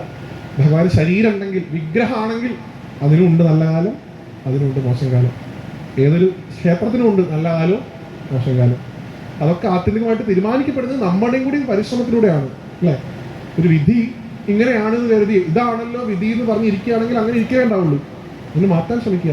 കുന്താനത്തിന്റെ കുട്ടി മറ്റ സമയത്ത് ഇതാണ് വിധി എന്ന് പറഞ്ഞ് അദ്ദേഹം കരഞ്ഞുകൊണ്ടിരിക്കുകയല്ലോ ചെയ്തത്. അദ്ദേഹം അതിന് പകരം അദ്ദേഹം എഴുതുകയാണ് ചെയ്തത്, ഉണ്ണികൃഷ്ണൻ മനസ്സിൽ കളിക്കുമ്പോൾ ഉണ്ണികൾ മറ്റു വേണം മക്കളായി. അപ്പൊ അതെങ്ങനെ എടുക്കണമെന്നുള്ളത് നമ്മുടെ തീരുമാനം ആവുന്നിടത്തോളം കാലം പ്രിയപ്പെട്ട ദുൽഖർ പറഞ്ഞ പോലെ എൻ്റെ വിധി എൻ്റെ തീരുമാനങ്ങളാണ്. അതാവുന്നത് അപ്പോഴേ ഉള്ളൂ. നമ്മൾ അതിനെ എങ്ങനെ എടുക്കണു എന്നതിനനുസരിച്ചിട്ടാണ്. അതെങ്ങനെ എടുക്കണു എന്നുള്ളതിൻ്റെ വിദ്യാഭ്യാസം തരുന്ന ആ പാർത്ഥസാരഥിയായിട്ടുള്ള ഗുരുവായൂരപ്പനെ സാഷ്ടാംഗം നമസ്കരിച്ചുകൊണ്ട് ഭഗവാന്റെ ഏറ്റവും പ്രിയപ്പെട്ട ഭഗവാന്റെ ആത്മാവ് തന്നെയായിട്ടുള്ള തളിയിലെ മഹാദേവനെ നമസ്കരിച്ചുകൊണ്ട് ഭഗവാനെ കിട്ടാൻ ആത്യന്തികമായിട്ട് ആരെ ഉപാസിക്കണം എന്ന് ചോദിച്ചു കഴിഞ്ഞാൽ അത് ആ ജഗദംബികയായിട്ടുള്ള പരാശക്തിയാണ്. ഭാഗവതത്തിൽ കൃഷ്ണനെ ഭർത്താവായിട്ട് കിട്ടാൻ ഗോപികമാർ പ്രാർത്ഥിക്കുന്നത് കൃഷ്ണനോടല്ല, മറിച്ച് ദേവിയോടാണ്. കാർത്യായനി മഹാമായേ മഹായോഗിന്നതീശ്വരി നന്ദഗോപസുതം ദേവി പതിമേ ഗുരവേ നമ. ആ വളയനാട്ടുകാവിലമ്മയുടെ അനുഗ്രഹം ഉണ്ടെങ്കിലേ ഗുരുവായൂരപ്പനെ കിട്ടുള്ളൂ എന്നൂടെ മനസ്സിലാക്കുക. ആ അമ്മയെ കൂടി നമസ്കരിച്ചുകൊണ്ട് ഇവിടെ എത്താൻ സാധിച്ചതിലുള്ള വലിയ സന്തോഷം ഒരിക്കൽ കൂടി നിങ്ങളുമായിട്ട് പങ്കുവയ്ക്കുന്നു. ഏതാണ്ട് 1 മണി സമയമാണ്, 3 മണിക്കാരായി അല്ലേ? കറക്റ്റ് സമയത്ത് ഭക്ഷണം കഴിക്കുന്ന ആൾക്കാരൊക്കെ ചിലപ്പോൾ ഇവിടെ ഉണ്ടാവും. അപ്പം അതുകൊണ്ട് എനിക്കും ഇന്ന് 4 മണിക്ക് കോട്ടയത്തേക്ക് ഇദ്ദേഹം പറഞ്ഞ പോലെ ഗുരുവായൂരപ്പൻ അനുഗ്രഹം കൊണ്ട് ചെറിയ അംഗീകാരം അത് വാങ്ങാൻ, ചെറുത് എന്ന് പറയാൻ പാടില്ല, വലിയ അംഗീകാരം അങ്ങനെ തന്നെ പറയണം. കാരണം ആ ചെറുതെന്ന് പറയുമ്പോൾ അവരെ ഞാൻ ചെറുതാക്കി കാണിക്കുകയാണ്. വലിയ അംഗീകാരം വാങ്ങാൻ പോവുകയാണ്. അപ്പോൾ അതുകൊണ്ട് ഇന്ന് 4:30 വന്ദേഭാരതിന് പോകണം. അതിന് മുമ്പായി കുറച്ച് പാക്കിംഗ് ഒക്കെ ഉള്ളതുകൊണ്ടൊക്കെ കുറച്ച് സമയം കൂടെ നിങ്ങളുമായിട്ട് സംസാരിക്കാനുള്ളൊരു അവസരം അടുത്താണ്. ഭഗവാന്റെ അനുഗ്രഹം കൊണ്ട് ഉണ്ടാവട്ടെ എന്ന് പ്രാർത്ഥിക്കുന്നു. വളരെ പ്രസിദ്ധമായിട്ടുള്ള ഒട്ടൂർ എഴുതിയ സപ്താഹവേദികളിലൊക്കെ ഉച്ചപൂജ നടക്കുന്നതിന് മുമ്പായിട്ട് പാടുന്നൊരു പാട്ടുണ്ട്. ഞാൻ പാട്ട് പാടില്ല, പേടിക്കണ്ട. അമ്പലപ്പുഴ അറിയാണ്ട് 2 പാട്ടൊക്കെ പാടി പിന്നെ എല്ലാ പ്രഭാഷണങ്ങളും പാട്ട് പാടുന്ന കുറച്ച് ആൾക്കാർ പറഞ്ഞു. അത് എനിക്ക് മനസ്സിലായി, ഏത് സെൻസിലാണ് പറഞ്ഞത്. അതുകൊണ്ട് ഞാൻ പാട്ട് നിർത്തിയിട്ടുണ്ട്, പേടിക്കണ്ട. കണ്ണൻ ഉണ്ണി മാമുണ്ണണേ എന്ന് തുടങ്ങുന്ന പ്രസിദ്ധമായിട്ടുള്ള ഭാഗം. വെയിലു കൊണ്ടു നിൻ പൂവുടലയ്യോ താളുപോലെ തളരുന്നു, മണ്ണു വാരി കളിച്ചതു മതി കണ്ണനുണ്ണി മാമുണ്ണണേ. അങ്ങനെയുള്ള ആ ഭഗവാനാണ് ആ ശ്രീകോവിലിനകത്ത് വിരാജിക്കുന്നത്. ആ ഭഗവാന്റെ ഏറ്റവും പ്രിയപ്പെട്ട മഹാദേവൻ ആ പാട്ടിൽ തന്നെ പറയുന്നുണ്ട്, കാകവേഷത്തിലെത്തി ശങ്കരൻ വിഷ്ണു നിർമാല്യം ഉണ്ണുവാൻ എന്നാണ്. എന്നുവെച്ചാൽ ഗുരുവായൂരപ്പൻ ഭക്ഷണം കഴിക്കുന്നത് കാത്ത് മഹാദേവൻ ഒരു കാക്കയുടെ വേഷത്തിൽ ഉണ്ണി കഴിച്ചതിന് ശേഷം ആ ഉണ്ണിയുടെ പാത്രത്തിൽ എനിക്കും കുറച്ച് ഭക്ഷണം കഴിക്കാനുള്ള ഭാഗ്യം ഉണ്ടാവട്ടെ എന്ന് കരുതി സാക്ഷാൽ മഹാദേവൻ കാത്തു നിൽക്കുന്നു. ഉണ്ണി നീ ഭക്ഷണം കഴിക്കുമെന്ന് പറയുന്ന യശോദാമ്മയെ സാഷ്ടാംഗം നമസ്കരിച്ചുകൊണ്ട് ഈ ഒരു പ്രഭാഷണം ഗുരുവായൂരപ്പൻ്റെ തൃക്കാലത്തിൽ സമർപ്പിക്കുന്നു. അഴിങ്ങാത്തപ്പൻ്റെ ആ മനോഹരമായിട്ടുള്ള ചതുർബാഹു രൂപത്തെ എല്ലാവരും മനസ്സുകൊണ്ട് ധ്യാനിച്ചുകൊണ്ട് എല്ലാവരെയും ഗുരുവായൂരപ്പൻ അനുഗ്രഹിക്കട്ടെ എന്ന് പ്രാർത്ഥിച്ചുകൊണ്ട് അവസാനിപ്പിക്കുന്നു. എല്ലാവർക്കും നന്ദി. Thank you so much.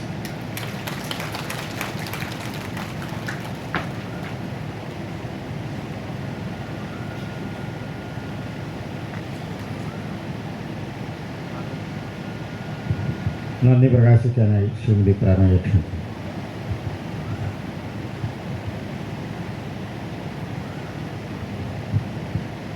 ഭഗവത് കാര്യങ്ങൾ ഇന്ന് വളരെ വ്യത്യസ്തമായ രീതിയിൽ നമ്മൾ കേട്ടു അല്ലേ സാറ്? വളരെ വ്യത്യസ്തമായ രീതിയിൽ എങ്ങനെ നിങ്ങൾ പ്രാർത്ഥിക്കണം, എങ്ങനെ നിങ്ങൾ സപ്താഹം കേൾക്കണം, എങ്ങനെ നിങ്ങൾ വിഷ്ണു സഹസ്രനാമം ചൊല്ലണം, ഇങ്ങനെയുള്ള എല്ലാ രീതികളും ഇന്ന് വളരെ വ്യത്യസ്തമായ രീതിയിൽ ഇതുവരെ നമ്മൾ ഫോളോ ചെയ്തിട്ടുള്ള രീതികളിൽ നിന്ന് മാറിയിട്ടൊന്ന് ചിന്തിക്കേണ്ട സമയമായി എന്നുള്ളത് ഇപ്പോൾ തോന്നുന്നു. ഏതായാലും ഒരു എൻജിനീയറിംഗ് ബിരുദധാരിയാണ് അദ്ദേഹം. അതൊക്കെ ഉപേക്ഷിച്ച് ഈ ഭഗവത് കാര്യങ്ങളിലേക്ക് അദ്ദേഹം ഇറങ്ങി തിരിച്ചിട്ടുണ്ട്. അത് നമുക്കൊക്കെ അതിനുള്ളൊരു ഭാഗ്യം ഉണ്ടായത് കേൾക്കാൻ. പണ്ട് യൂട്യൂബിലൊക്കെ കാണുമ്പോൾ ഞാൻ വിചാരിക്കും സാറിന് ഒരു കാണാൻ പറ്റുമോ എന്നൊക്കെ വിചാരിച്ചിട്ടുണ്ട് കേട്ടോ. അപ്പോൾ ഇപ്പം അതിനുള്ള ഭാഗ്യം കഴിഞ്ഞിടത്തപ്പോൾ നമുക്ക് തന്നിരിക്കുകയാണ്. എനിക്ക് മാത്രമല്ല ഇവിടെ വന്നിട്ടുള്ള എല്ലാവർക്കും അതിനുള്ളൊരു ഭാഗ്യം കിട്ടിയിട്ടുണ്ട്. അദ്ദേഹത്തിന് ഒരുപാട് തിരക്കുകളുള്ള ആളാണ്. ഈ മാസം തന്നെ എൻ്റെ അറിവിൽ അദ്ദേഹത്തിന് 20 or 22 പ്രഭാഷണങ്ങളുണ്ട്. ആ തിരക്കുകളിലും നമ്മളുടെ ക്ഷണം സ്വീകരിച്ചിട്ട് ഇവിടെ എത്തിയിട്ടുള്ള ശ്രീ വ്യാസൻ സാറിന് ഈ ഉത്സവ ആഘോഷ കമ്മിറ്റിയുടെ പേര് ഞാൻ നന്ദി രേഖപ്പെടുത്തുന്നു. നന്ദി, നമസ്കാരം.